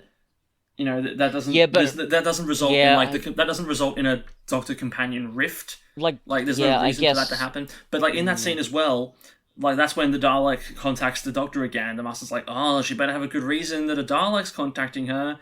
It's like so much of this episode seems like it's trying to sow seeds of mistrust between the Doctor and Yaz. You know, there's a moment where the Doctor's still moving a mile a minute, and Yaz is like, you better make time and explain yourself because you never do this. And then it never gets brought up again. What I thought was going to happen, because then when the Doctor's gone, it's Yaz that's doing that. Yaz is picking up these people. Yaz picks up Vinda. Yaz picks up Yace. And then when they're there, she's like, I don't have time to explain. Can you do this? I thought that there was going to be like that moment of understanding between the two, where Yaz is like, I understand why you move so quickly and don't have time to explain things now. It's difficult. Ace and the Seventh Doctor. Exactly, yeah. But that never happens. No. It's just there. Which is really the best way to describe Yaz throughout her entire run. She's just there. Yeah. Yeah. She's very... Again, it goes back to characters being on a surface level, but it is very frustrating that she is, you know, the main companion. Yeah. Not only that, but she's a companion who's in love with the Doctor. I mean, we've obviously have our own issues about that, and we'll get to that in more detail later, but... Yeah. Like, as you've said, there's even with that element, they're not even putting in the legwork. Yeah. There's not really much chemistry between the characters. Yaz doesn't do a lot. Like, I think this is probably, for me, like Yaz's best episode, and even then they don't do a lot. Well, that's because Yaz is actually doing something. That's only because the Doctor isn't there. Yeah, exactly. But, like, to your point on, like, you know, the maturing and becoming more independent and leaving and making that choice to leave the TARDIS, like, even when she leaves the TARDIS, you don't get the impression that she's happy about it. Like, it's very, like, she, you know, all of her facial expressions are like, this is over, what do I do now? And again... Yeah, well, she's crying by the end of it. She's crying by the end of it. The Doctor makes the decision to drop her off. Like, you know, like, poor Yaz. Like, and like, it's another situation of, like, you know, what's Yaz going to do now? They didn't set up the character for why she would leave, so we don't have any impression of what she's going to do now that she has left. At least with Dan, we knew he was going to go off with Diane.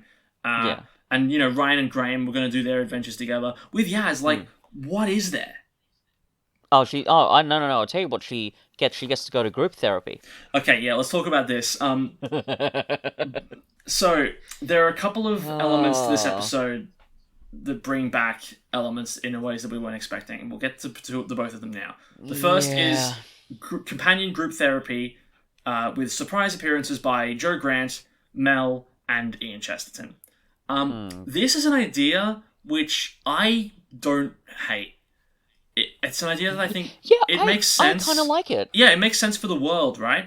Because Yeah. especially after all this time, and we know that Ace and Tegan have found each other and connected to through the Doctor in that way. There's an episode of Sarah Jane Adventures where she and Joe meet up and bond through their shared experiences, and it makes some kind of sense that in a world where you can't share a lot of this stuff, companions of the Doctor would seek each other out and just have have a fun day reminiscing about old times. It kind of reminds me of what you've said before about what the Doctor leaves behind. Yeah, exactly. So that'd be interesting. That, I mean, I don't know how much of the episode they could afford to devote to that, but I honestly would have even mind seeing maybe a bit more of it. It's an interesting idea, and it's quite a unique one. I can't remember.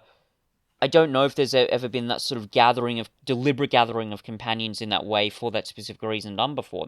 So that was a really cool idea, I thought, and it didn't even sort of come full circle with Graham, because it kind of mimics his speech, like the eulogy he gave about Grace, is it? Yeah, it's Grace. And back on when Graham, she dies, so it does make a lot of sense that Graham would be the one to organise this, because he's always had that kind of mindset, you know?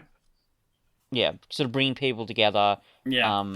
Which you could argue, I mean, I don't know if it's the core of this, but his desire to connect with his grandson. His grandson is part of that, so yeah, it would make sense that he would get the ball rolling there, which is kind of neat. But I mean, it honestly, that didn't bother me. No, it didn't bother me. I would have liked to have seen a bit more of it, purely because, like, the characters that I just mentioned, Mel, Joe, and Ian, they get one line each, and these are companions that one of which was around from the very beginning. I would like to hear slightly more of where they're at now, as opposed to just the only reason they spoke was to quizzically go, wait, the Doctor's a woman now? Like, yeah. Okay, yeah, it's the whole thing, some of it is a bit odd. Yeah, like that, like I said, cutting so much of the bloated plot out of this episode, and you have more time for moments like this. Like, I want, like, seeing the quiet character moment. Yeah, seeing this quiet companion moment with the group therapy, I would have liked to have seen that scene a lot more, and maybe getting more of this scene would have helped Yaz work through the fact that she's sort of just been dumped off by the Doctor for no reason. Sorry, yeah, go ahead. I was basically done, but like, if she had been allowed to sort of talk about her time in the TARDIS and what it meant to her, which she doesn't even get to do. Like, she doesn't get to say a goodbye to the Doctor because she knows the Doctor doesn't like goodbyes. But as a result, it just sort of comes across as a really stale departure, where she's sure like the Doctor's like, I need to be alone. Yaz goes, okay, and then she's gone. Yeah, well, you know what you could have done as an interesting way to start this? Imagine if the episode opened on that group therapy thing, and it could be told in almost like a series of flashbacks. It's like, so like, yeah, let's tell each other why we're all here, and then Tegan can say something like, oh, I'm here because I got a Russian doll in the mail the other day, and then you just start the plot from there. Again, it wouldn't be perfect, but like, at least there would be something, you know what I mean? Like, and we would be able to focus on those characterizations a bit more. Although, to be fair, again, including the whole Russian subplot thing and all the other stuff would still have made the story bloated. So yeah, I mean, we're at the end of the episode now, and there's still so much stuff that we didn't even have time to touch on. Like, Vinda's in this. Yeah, I guess. Kate Stewart's back. She's handled a lot better than she was during Flux, but there's still not a lot of that nuance from her time in the Moffat era. I mean, I'm happy that she finally got to step foot on the TARDIS. I'm happy for her for that. Like, this is the first time she's ever been on the TARDIS.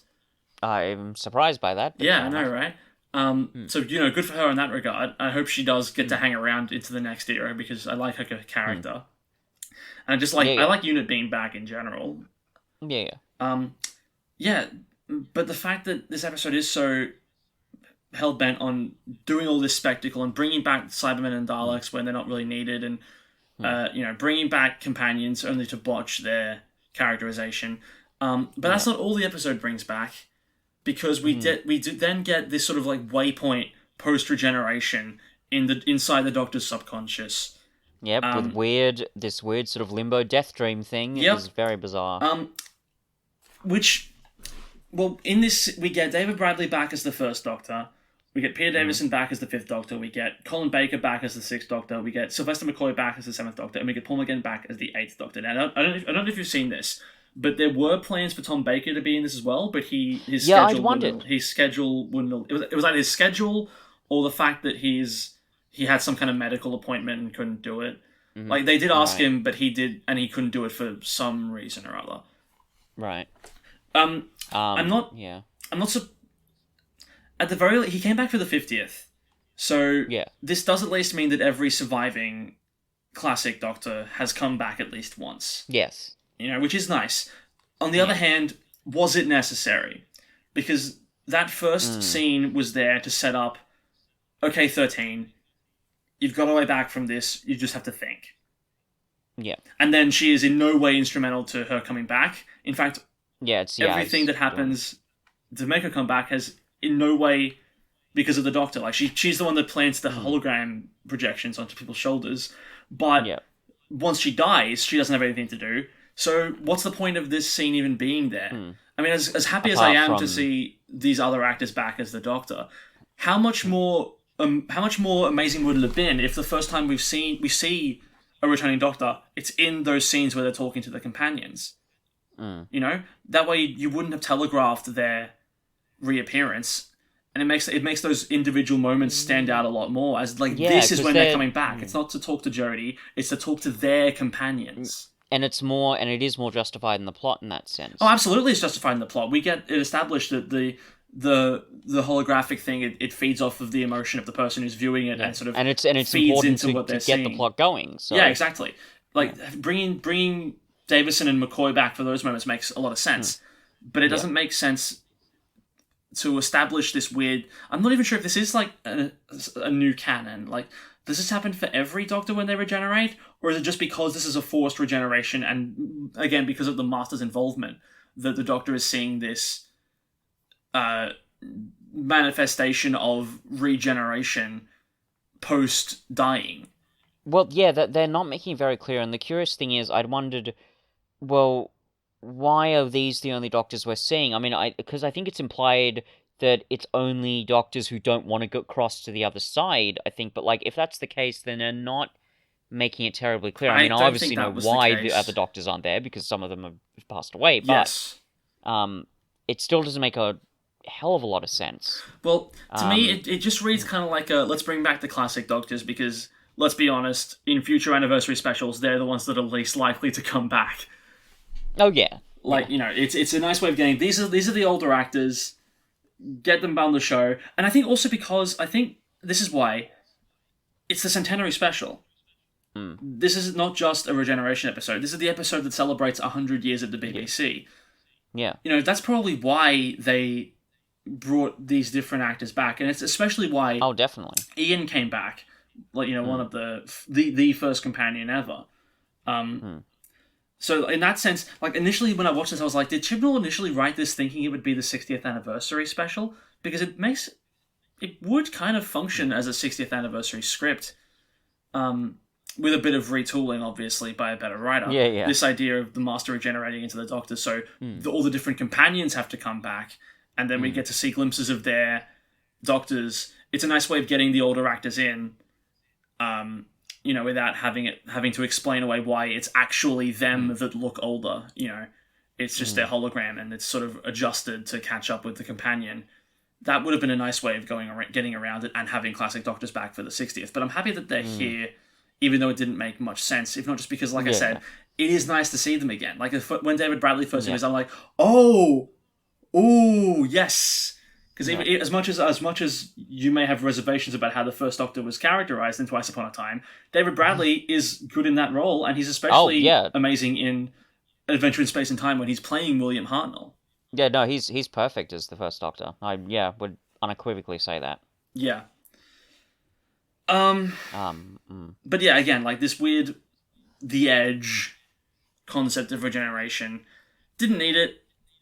No. It doesn't have to be there, and if anything, it makes the actual Tegan, 5th Doctor, Ace, 7th Doctor conversations less meaningful, because we already knew they were in the episode. Yeah. Yeah, it would have been... Again, I think it was mainly just an excuse to get them all there. Yes, I agree. yeah, it would have had more impact if... Again, you could have even had Ian Chesterton and David David Bradley, Bradley exactly, yeah. having a conversation. That would have been really I interesting. would have liked to have seen that, But yeah. yeah, Chibnall, again, God love him, he just couldn't help himself. Um, Ah, so we're almost at the end, but we still have to talk Hmm. about the regeneration itself. Putting this out there, I think this is one of the weaker reasons that a Doctor has regenerated. Just getting shot with Just getting with shot, a radioactive laser getting beam or shot with a whatever it laser by was. the Master. I mean, it's good for the Master that he finally did get to kill a Doctor.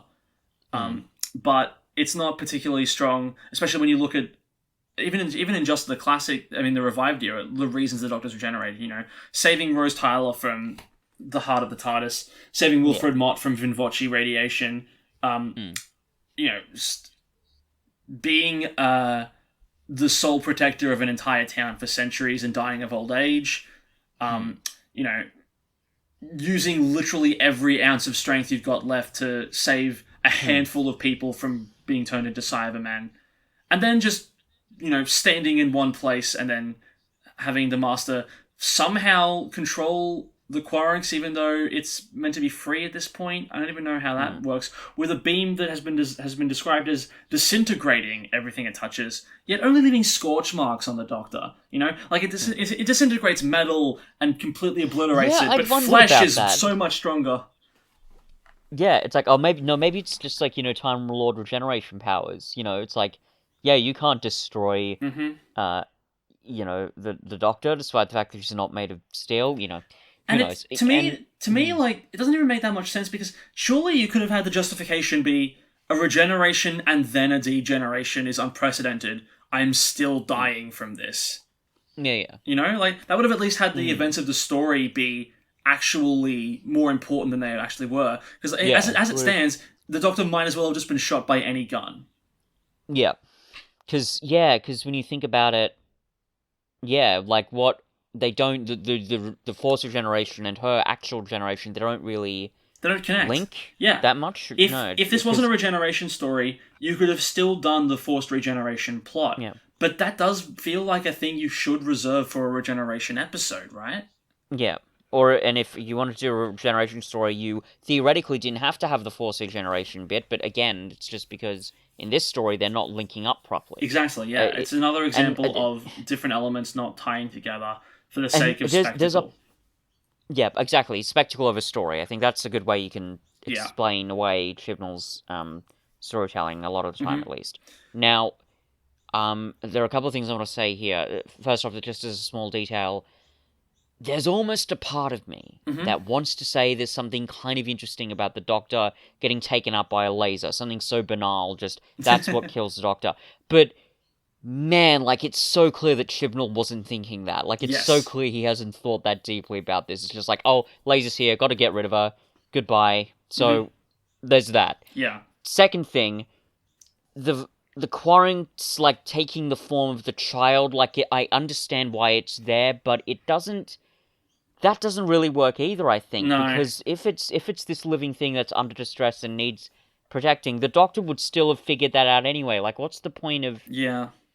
Well, so there's that. What it made me do was, the second that we see the child for the first time, my first thought was, that's the Timeless Child. They're doing a thing where the Master is trying to kill the Doctor before even becoming William Hartnell, to like completely eradicate the Doctor from her own timeline. You know? But actually, that's not what was going on. But actually, that is a story that's already been done with the Great Intelligence in Series 7, where he steps into the Doctor's timeline, which also brings up a point. That timeline that the Great Intelligence stepped into, that would have included all the stuff pre-Hartnell, right? So when Clara jumps in as well, did she see all of that? She presumably didn't, because she says that she only saw 11 faces. It's another example of Timeless Child fucking over other things. Oh, yeah.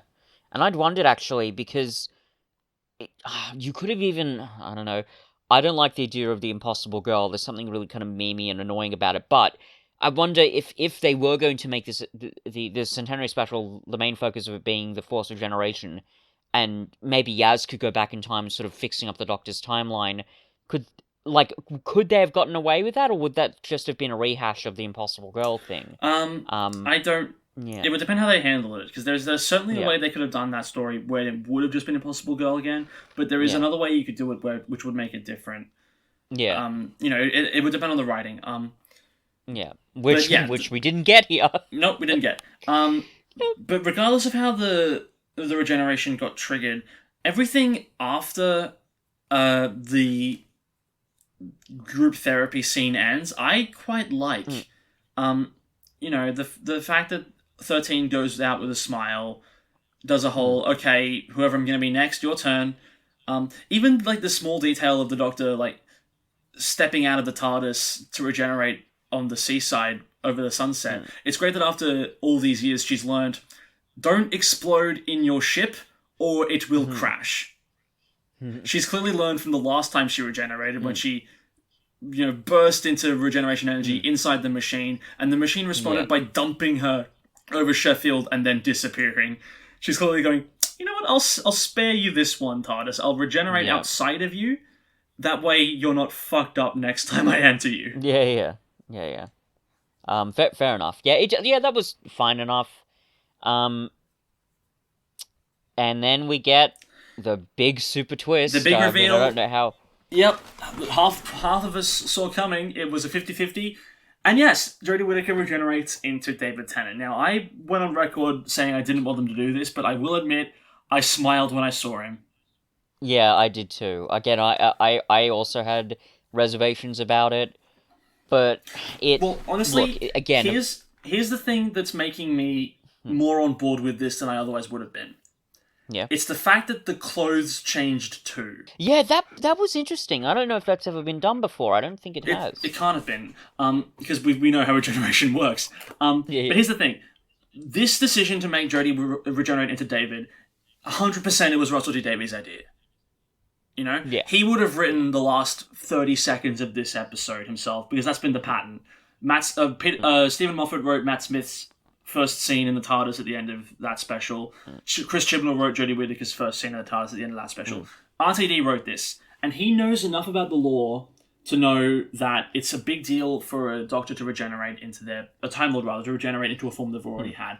But that's not what's happening here, right? The fact that he's made the conscious choice to have the Doctor's clothes change with the regeneration, and they shine a light on it as well. Those are the first things we see change, and then when he's David Tennant again, he examines the clothes. Like, they're shining a light on this. He knows what he's doing.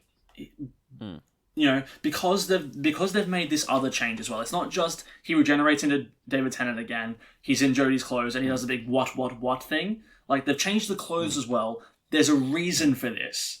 And that makes me more on board with this than it just being a random chance that they've regenerated back into a form they used to have. Yeah. It's the part of the episode where I would start to speculate on what this could mean, but we've got a year to wait. Yeah. There's no point. We're going to get more information. We're going to get more trailers. We did get a small, 12-second tease at the end of this where we see Neil Patrick Harris in it. We see Catherine Tate. We see Ncuti Gatwa as well. So it's going to be both of them for the specials, not just David Tennant. It'll be interesting. I don't know what's going to happen, but honestly, when the clothes changed, I was like, okay, we're in good hands. Yeah, because he knows what he... Yeah, it's a deliberate thing. It's a deliberate choice, yeah. It's not just, I'm bringing back David Tennant because everyone loves him. It's like, I'm bringing back David Tennant, and I've got a reason for it, because I'm making a point of changing a way regeneration works in a way that hasn't been done before, and shining a light on it to indicate this is unique and different and strange. Yeah, which is quite good. Yes. That's completely fair. I'm pretty keen. I mean, I know we got one line from Ncuti Gatwa, but again, I'm particularly keen for his performance. I think it'll be very interesting.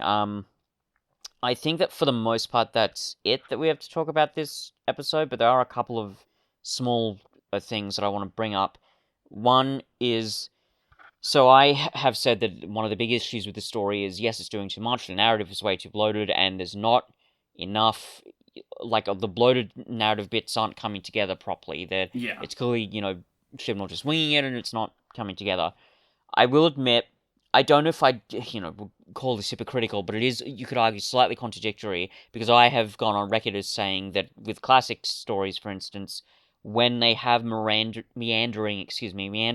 elements of the plot, Mm-hmm.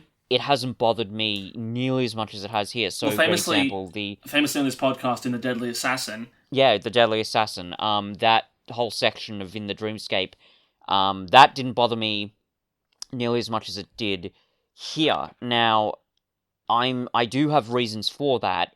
If you or anyone else wants to turn around and say, well, Nick, that's kind of a threadbare excuse, fair enough. But I'll say this. I feel like that weird excursion was just that. It was a weird excursion. Yeah. It didn't have a massive impact on the plot, but that was kind of to its benefit, because if you maybe shifted the plot a little bit, you could have just gotten rid of it and maybe make a 3-episode story. But here, the plot itself It's actively is getting in the weirdly, way. yeah, it's weirdly integral to the whole thing. Like, you have to have the Rasputin stuff, you have to have the other stuff in order for the story to work. Like, there's huge chunks that you can't get rid of them, or if you were, you'd have to replace them with something else. So they're in a way more pointless, but they're more integral in a way to the plot. I know maybe that's a weird way of explaining it, but that's how I view that. So I wanted to bring that up. Mm-hmm. So that's one element and one thing.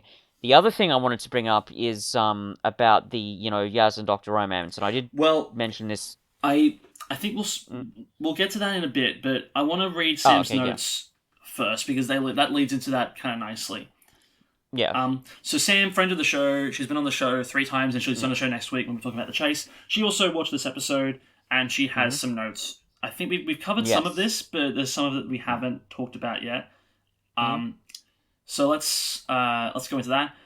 She says, overall surprisingly good. I'm not sure if that's because all 3 of us were going into this expecting the worst, and we didn't get that. I'm curious to see if she listens to this episode back, if she agrees with us about stuff, if she's thought of stuff that we haven't, if she's seeing some good that we can't. I'm curious about that more than anything, because it's like it's an episode which, like, Legend of the Sea Devils was bad, full stop. There was nothing to delve into. It was here. bad. This was good and bad, and I'm curious about the balance, how that's going to shape up in weeks and months and years to come, and if listening to this, if you think it's good, might shift your opinion or not. But we'll get to that, I suppose, down the line. She then says, more Dan would have been nice, but what they did was fine, I guess. I think we touched on that as well. Like, the reason for him to leave was good, but it would have been nice to have it be more fleshed out and integrated into the story, as opposed to being tacked onto the start. Yeah, I think I wouldn't call it fine what they did, but yeah, like, it wasn't so horrific that I'm thinking, oh, you've done a disservice to Dan. What are you doing, Chibnall? So yeah, like, again, I don't agree with it precisely, but fair enough. Not outright ignoring Tegan's trauma was nice, but it's weird how they spun it like the Doctor left her and not the other way around. 100%. It's a weird mishandling of the reason that Tegan left, and being like, I can't do this anymore, Doctor. And then years later, why isn't the Doctor coming back for me? I don't get it. Yeah, it was weird. It was poorly characterized. Yeah. Very funny how blatantly Jack was supposed to be in it, but since Jacob Anderson doesn't have a history of whipping his cock out on set, they replaced him with Vinda. Was that? Do you think that was obvious? Like, do you reckon? Like, Vinda was just there because Jack couldn't be? It certainly felt that way, and if you hadn't seen Flux, I think you'd get a bit of that impression, because he doesn't do anything, I suppose, that's terribly unique for his character, and, so I don't... That does make sense, but I didn't notice it until Sam pointed it out, let's put it that way. Me too, yeah. Oh, also, one thing I forgot to mention, I meant to, but I didn't, another, like, the worst possible thing this episode... One of the worst things this episode did was Tegan and the Cybermen. There were a couple of moments that were just flat out ridiculous. The first one, she's on the ladder, the Cybermen firing at her and, like, reaching out, and she sort of lets go of the ladder and falls, and then the scene cuts, and then the next time we see her, she's just where she needs to be. Like, we don't see her, how she got out of that situation, we don't see her, like, cling onto the ladder once she's, like, out of range. Like, that's just lazy. But also when she's at the controls and she's almost done with it, and then the Cyberman grabs her, but she somehow overpowers it in order to complete the thing. Like, no. No, that's not how anything works. The big metal things. And also, those things can electrocute people, as we see in this episode. Why didn't it just do that? Yeah. And, there's more mishandling of villains. Like, none of them can aim for shit in this entire story. Yeah, which that is was not weird. new to this era. Like, I first noticed it in the Sontaran episode. These are meant to be the greatest warriors in the galaxy, yet they can't aim for shit. And then in Eve of the Daleks, they get upgraded with this sort of like Gatling gun style thing, which can fire off 10 times as many shots as normal, none of which ever hit. It's just a weird thing the Chibnall era has done, where it's made its villains unable to aim ever. But back to Sam's notes. Next time the Master shows up, give him a companion, just a little fucked up scrunkly dude who also likes being evil, a little Igor Renfield motherfucker who tags along going, yes, Master, all the time. May needs a friend, even if it's a fucked up unhealthy one. I would like to see that, honestly. I wouldn't, actually. Certainly not in this story, because again, no, not in this story, but like, if the Master gets a different... if the Master gets a new regeneration in the next era, I think that giving the Master a sidekick would be a new approach and something that makes it stand out a bit more. Because like, one of the aspects of this Master that was interesting by the end was like how he was kind of like, come with me, Yaz, I'm the Doctor, we can go off exploring together, Like, it's the kind of thing where it's like, I can kind of see, like, I can kind of see why this Master would want to keep Yaz around, because, now that they're the Doctor, that's what they... Yeah, I don't know. What do you think?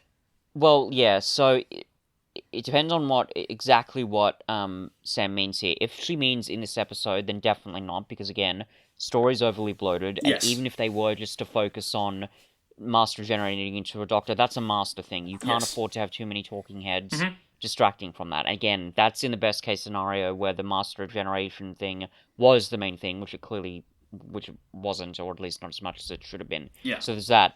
But even beyond that, even if this was another episode, I'd still be wary of doing that. Yeah. Because apart from the fact that it seems there is a bit of a cliche quality to it, again, she specifically says a little Igor Renfield motherfucker. I'm not sure if I'd buy that sort of relationship. Like I get that the Master would be shitty to a weird little companion who, would be their subordinate, but I don't know if I could, like, overall buy it. I just don't think it would just seem cliched. I mean, you could argue that maybe having, because you'll often have with the Doctor, you'll have a companion be a fish out of water, having the Master have his own fish out of water, that might be interesting, but I don't know if that would really work. So for an example, and granted it's been ages since I've seen this story, but I think the Mark of the Rani has a bit of a reputation because it's got both the Rani and the Master, and the Master's just kind of treated as this sort of weird, annoying sidekick, which, okay, like, the Rani's a kind of an interesting character, and if you want to have it be a highlight with her, fine, but if that's going to happen, then don't have the Master. Like, do you know what I mean? Again, it's just too much of a talking heads situation. I get that. And I get that the Rani is different to an Igor Renfield type, but again, you're just taking more risks there that I don't know if they're terribly necessary. So I understand kind of why she says that, but I don't think I can agree with her on that one. Well, I think I like the idea of it, if not just to put a new spin on the Master that we've seen. If the Master does show up again, it's probably not going to be Sacha Dhawan. This instance we've seen of the Master has at the very least caused a regeneration, and I reckon the Master, if they show up again, it'll be very easy to explain away how they got away. Before they got disintegrated, they were able to escape in their TARDIS. Easy enough. Yeah. And having the Master have a little sidekick, I think it's a different enough interpretation, and it's something we haven't seen before. I'd be open to it at the very least. It would again largely depend on the writing surrounding it, but I'm not against it at a gut level like you are. Sam's got some more notes for us. Ian presumably still has no reason to think the Doctor was an alien, much less knows about regeneration. So when he asked about her, he just assumes she transitioned somewhere in the last 60 years and is cool with it. Based Chatterton, unproblematic king and ally. I think I don't think I think it's unrealistic to think that after all this time, and at the very least having, you know, been in this focus, having talked to some of these people before, he must know about regeneration, right? Yeah, I think Was he in the 20th anniversary special? No, I don't think No, so. okay. But still, you can assume that, like, because especially if it's a meeting, they must have maybe explained something about regeneration to Yeah, him, because or he like would have picked it up because in. like Tegan and Ace know that they don't have the same doctor, right? Yeah, like, yeah, and I think it.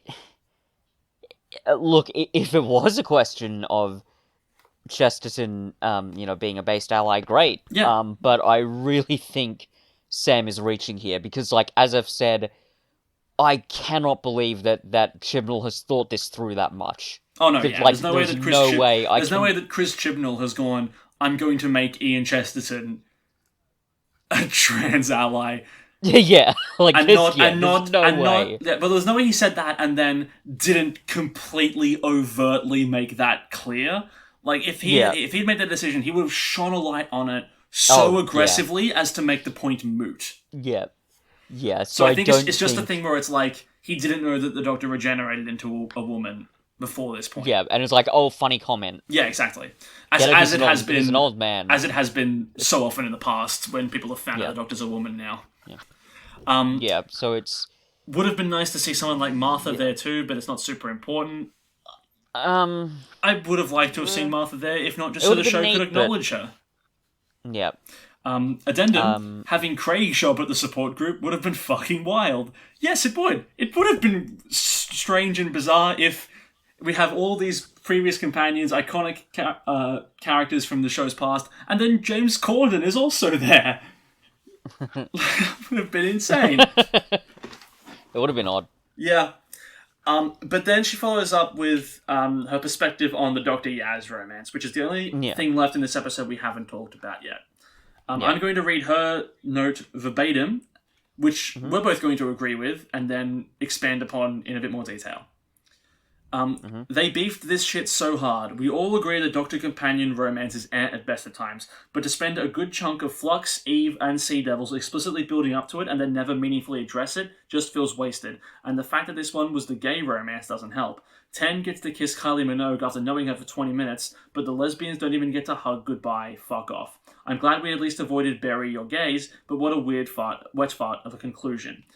I can echo those sentiments almost verbatim. You know, it's not something I thought about before she wrote it in that much detail. But you know, having read that, yes, I agree. Like, if there was any other romance, I appreciate the show having the maturity to set up a Doctor companion romance and then have the Doctor explicitly say it cannot work based on who I am, and then that just being the end of it. You know.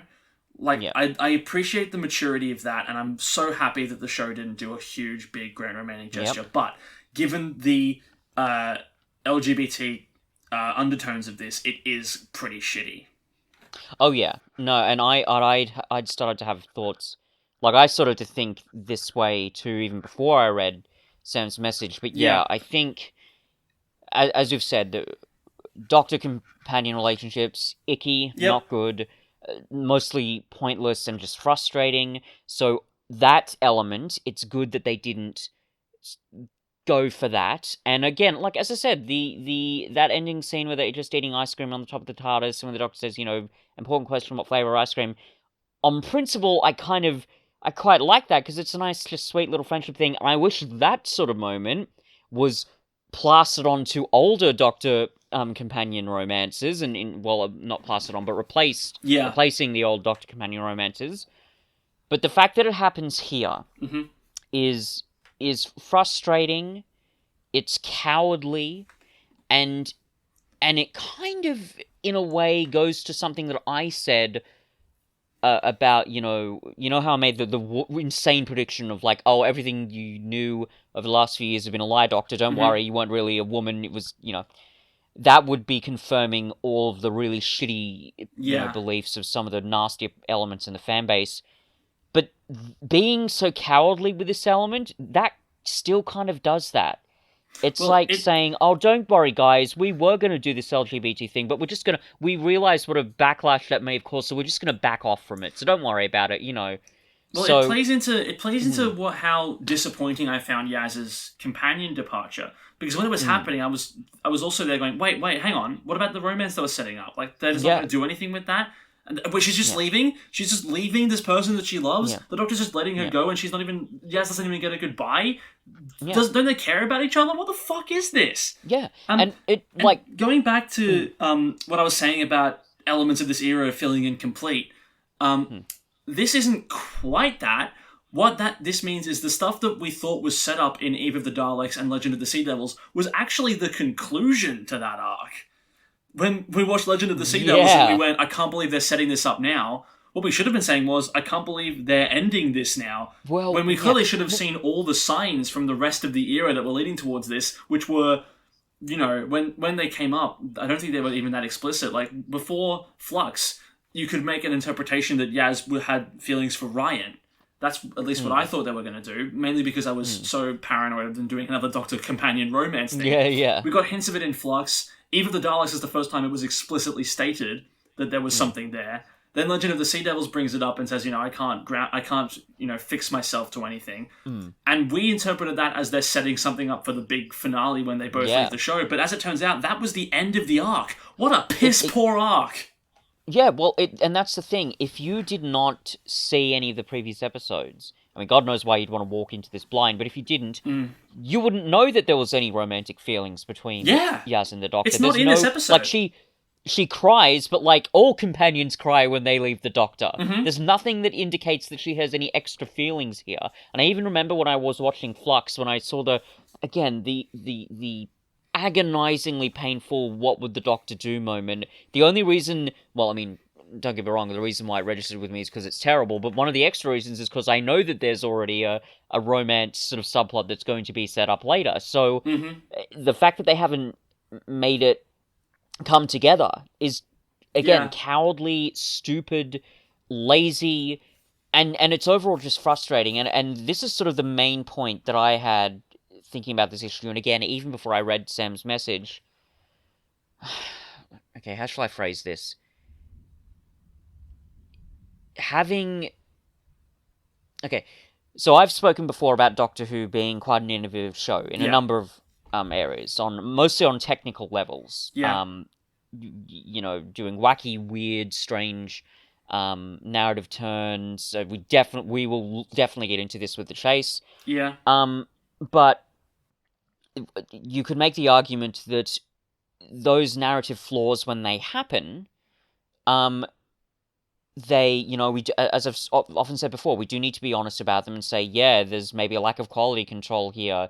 It maybe hasn't aged as well, but that, on a technical level, those innovations haven't aged as well as they could have, doesn't change the fact that they're innovative, and vice versa. Uh-huh. Now, in regards to Yaz and the Doctor, don't get me wrong, the romance plot is still dumb. It's dumb when it's with any Doctor, or well, almost any Doctor and companion romance, as far as I'm concerned. Agreed. And you even pointed out, even by those standards, like the chemistry between Yaz and the Doctor, like, it seems to be barely there. It's not being set up properly. It's just a weird thing that just, I don't know, like an attempt at, being on a surface level progressive that they're just kind of throwing in there. At least that's how I interpret it.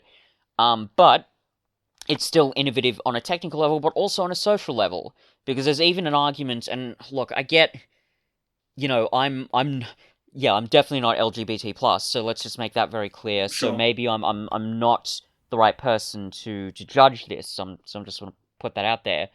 But you could argue that bad representation, I'm using that with quotation marks, or even just sort of mediocre representation, it's better than no representation at all. And it's important to acknowledge it's good that they're taking that step by trying to introduce these elements into it.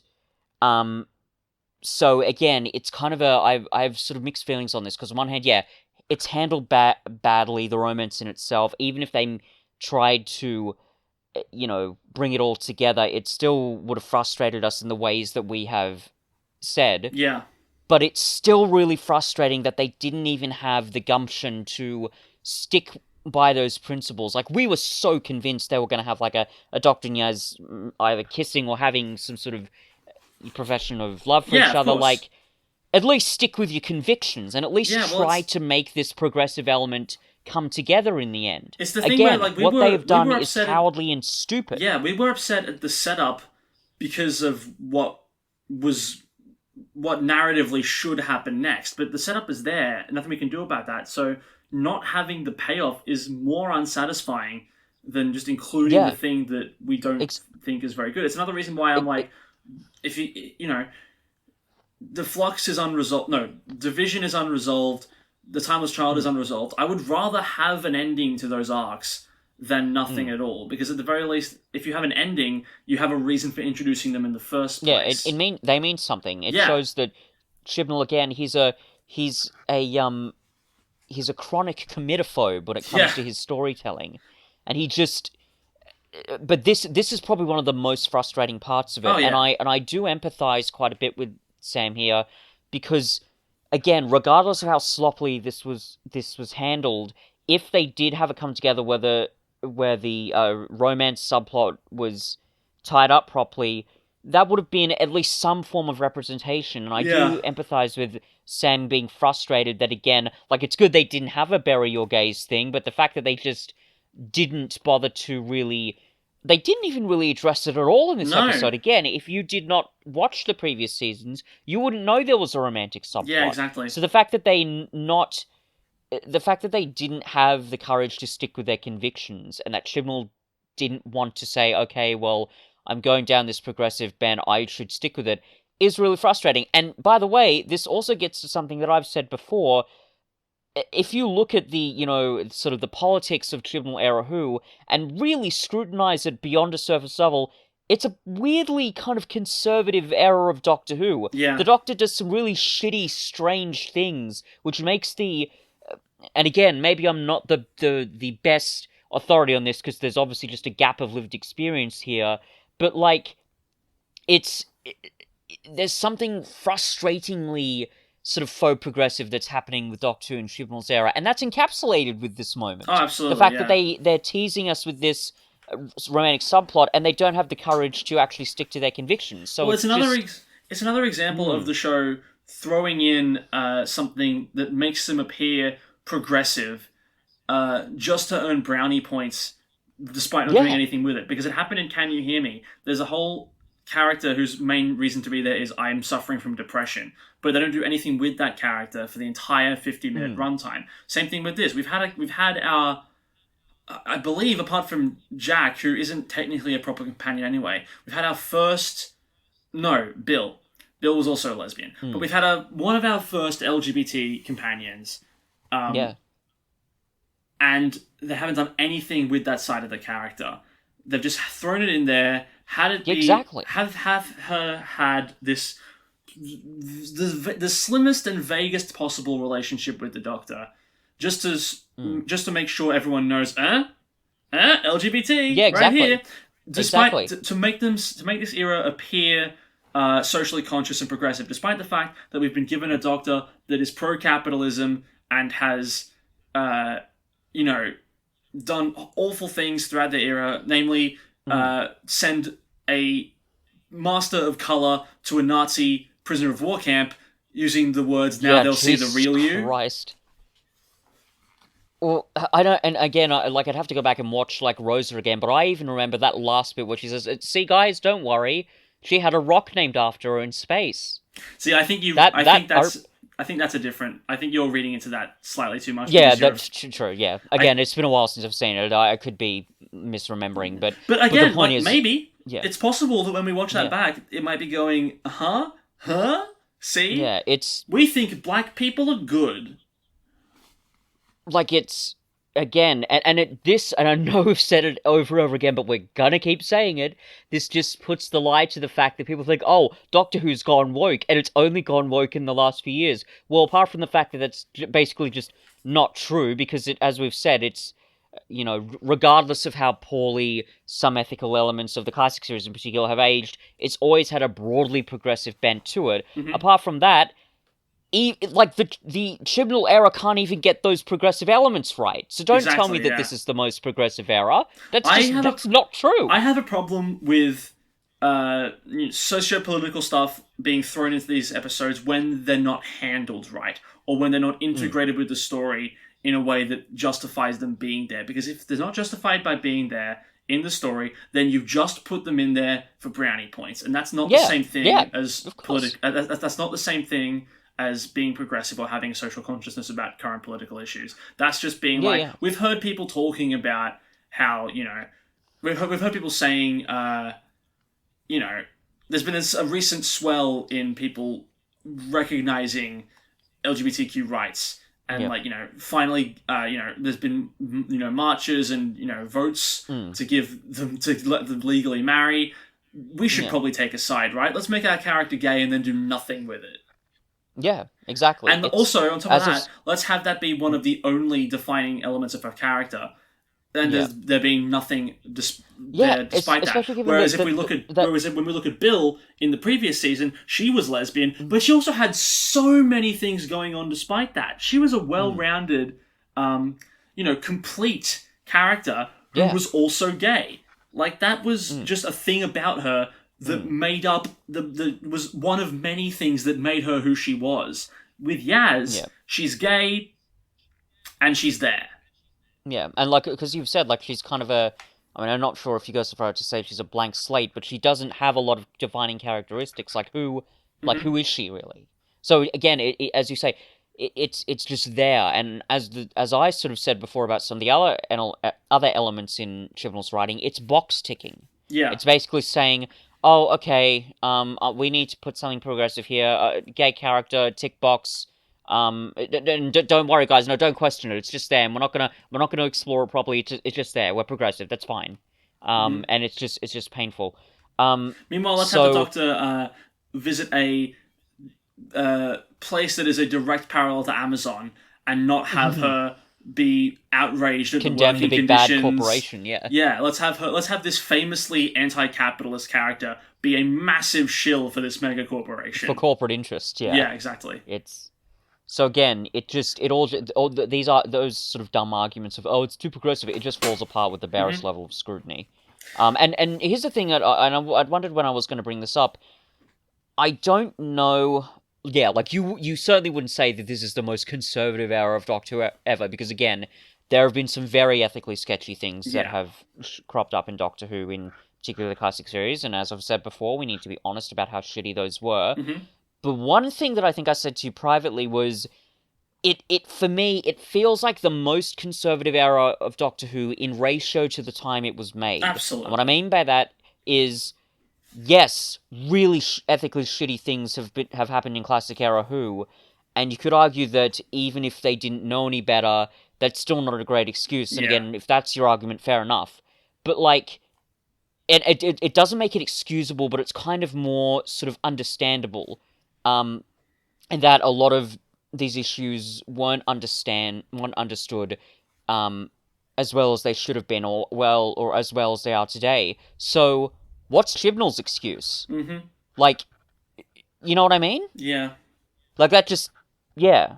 Maybe I'm not. Maybe I'm either reading too much into that, or I'm not. Maybe that interpretation isn't 100% accurate, but. Yeah, that main phrase, what's Chibnall's excuse? That's the thing that's stuck in my mind. Again, I know this is a cliche thing to say, but it's 2022. Why do we have a Doctor who removed a racial cloaking device from the Master, who's clearly been played by a person of color, in the middle of Nazi Germany? What? Well, that's one thing, but the line she says when she does that is, "Now they'll see the real you." Yeah, that's what that's real the real you are you referring to here, Chris? Yeah, what the fuck? Anyway, that's the Chibnall era. I'm glad it's over. Yeah. Look, as I said, this episode, for me, now that I've watched it twice, it's not as good as Village of the Angels. It's not as good as The Haunting of Via Diodati.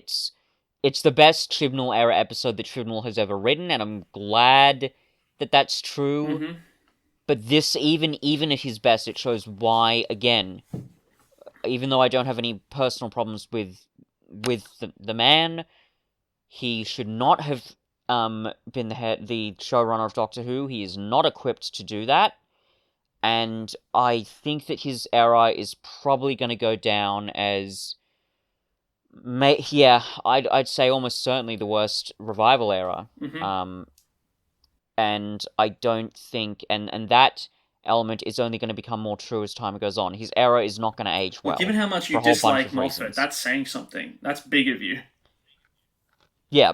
Yep, look, I'll admit, Moffat drives me up the wall, and he drives me up the wall for reasons that are different to Chibnall's writing, because I think another thing I've said to you privately is that Chibnall's writing, I can just kind of rationalize it as bad writing and just say, okay, he should never have, been like anywhere near a showrunner position of the show, he's just a bad writer, whereas with Moffat, I know he can do good writing, but there's a pretentiousness to his writing that drives me up the wall, which is why it's uniquely frustrating to me, but, sure, as I've said, the very least I can say when comparing Moffat to Chibnall is Moffat was not this consistently bad, I don't think. No, I 100%. It wasn't this consistently frustrating. And Moffat, he wasn't making the same unbelievable rookie mistakes that Chibnall has consistently made. Mm-hmm. And it all kind of goes back to something that you said when we were looking at The Empty Child and The Doctor Dances.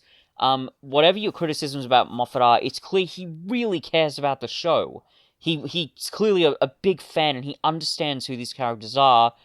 Chibnall barely understands who these characters are. Like, the fact that we've seen the characterizations we have in this episode are good, and they're enough to make me say, oh, well, at least he didn't completely fuck up Ace's character. But, like, again, these are very low bars that he is clearing, and they are not, in the scheme of things, impressive. Yeah. And there are elements that mean that this episode specifically, but his era in general, they are not going to age well as time goes on. I agree. So, goodbye, Chibnall.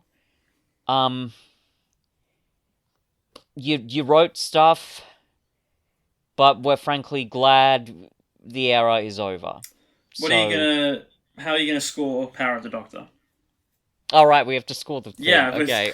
It seemed like we were putting a nice little bow on the end of this episode, but we still have one final thing we need to do before we can actually properly do the cloying sign-off. When you put it all together, and again, even with Sam's thing about how frustrated she was at the representation, they didn't even address it, which again, I can totally empathize with. I think when you put it all together, having discussed it again and having watched it a second time... It would help if I go first, because I know what I think. Yeah, okay, yeah, go ahead. Cool. Everything about the Master in this is great. Everything about his plan in this is great. But it only takes up at most 40% of the runtime of the episode. Everything else is, at the best, unnecessary, at the worst, contradictory and bad. Yeah. So I can't go higher than I think if I'm in a good mood, I'll rank this a 5. If I'm being sort of true to the percentage of this that is actually good, a 4. Yeah, I gave Legend of the Sea Devils a 3 for frame of reference. So actually, with that in mind, I think I'll probably go 5. Legend of the Sea Devils was infuriating. Yeah. This wasn't nearly as bad, but it. Oh yeah. But there are cracks there, and I think the longer that this episode exists, the cracks are just going to get bigger. For now, I'm going to give it a 5, but I may sour on that with time. Yeah, that's basically how I feel. I'm going to give it a 5 too, because it's one of those things where, by comparison, this was way more entertaining than almost anything in Chibnall's era. Yeah. But again, as I said at the beginning, you have to understand, I went into watching this episode, having just watched Flux and Eve of the Daleks, which were genuinely some of the most frustrating hours I think I've ever felt watching Doctor Who generally. Maybe not quite as much as, it didn't hurt me quite as much as, Twice Upon a Time did. But Jesus Christ, that stuff was so bad. So when I came into this, I felt like, oh my god, again, there's a story here, and it makes sense, and there's payoffs that are being that are being set up and sort of paying off. Yeah. Not many, but they're there. My Oh, God, yeah, there's a story. Real quick, Yeah, like I will say there is a nice attention to detail with past lore that I forgot to mention, and I wanted to. The idea of the Cyberman being a Russian doll to, spurt out more Cybermen. Initially I was like, what? But then I remembered, the Master stole Time Lord technology, and we've already seen the Genesis arc. With this Dalek casing thing, which is a prison for more Daleks. That's kind of like a Russian doll. So, and the fact that the Master specifically says he ransacked Gallifrey for their technology, I was like, okay, yeah, that makes sense. Yeah, I guess that makes sense. Good on you, Chibnall, for remembering an episode of the show and then forgetting other ones. I don't know if I'd go so far as to say that was an exact callback to it, because when I saw it, I just thought, okay, he ransacked Gallifrey and he's brought some sort of wacky, timey-wimey tech to make it all come together. I don't know if that's a deliberate thing on Chibnall's part, but at the very least, it's kind of nice to think that there's a sort of a, not an Easter egg, but a callback in that way, so fair enough. But anyway, the point is, yes, I think a lot of my, certainly initial enjoyment of this story was because, again, I'd just been subjected to some horrific writing with Flux and Eve of the Daleks, apart from Village of the Angels. So I think it was just the relief of that. And having watched it twice and definitely having discussed it with you, I certainly, I don't think I can give it any higher than a 5. Yeah. So yeah, I'm gonna go with a 5. Well, that's it. Now we can properly say farewell, Chris Chibnall, and also to another extent, goodbye, Jodie Whittaker. You deserved so much more than you got. You deserve way better. My God, it's really heartbreaking to think she's such a great actor. She was just given nothing. I hope that she is allowed to anything. Do some Big Finish stories as soon as possible. I hope some good writers get their hands on her. I hope that Maxine Alderton is allowed to write the 13th Doctor for Big Finish. Yeah, she was great. Yeah. If Russell T Davies wasn't given the keys to the TARDIS again, I would want Maxine Alderton to be the showrunner. She would be fantastic in that position, I think. Yeah, she clearly understands how these characters work, so definitely. And I know, I don't know how it'll work, but it would at least be nice to see a bit of a 13th Doctor cameo in the 60th, at least just to see how RTD would write out. I don't know if that's going to happen. But... I can almost certainly guarantee that it won't. Fair enough. If not just because I think Jodie herself has said, now that I'm leaving the show, I kind of want some space from it because I've been part of it for so long.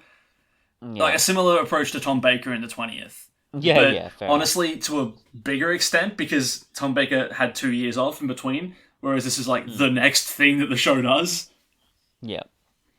If she's there, then whatever. I'm not going to be nearly as salty about it as irrational meatheads will be. Yeah. But yeah, so we got the 60th is the next thing that the show's going to do. We still have no idea what form that's going to take. When I was watching the version of the episode that I saw, the guy who does the voiceover stuff at the end of the episode, who was like, wow, that was great. Next on BBC One, that guy. He said something like, stay tuned for a sneak peek at the next series. And I went, wait, series? Series. So not specials, but series? Are we saying that the 60th anniversary is part of Series 14 and it's just like a full season of the show? I don't know. Like I said, the fact that we're kind of in this weird position at the moment where we kind of know where the show's going next, but we really, really don't.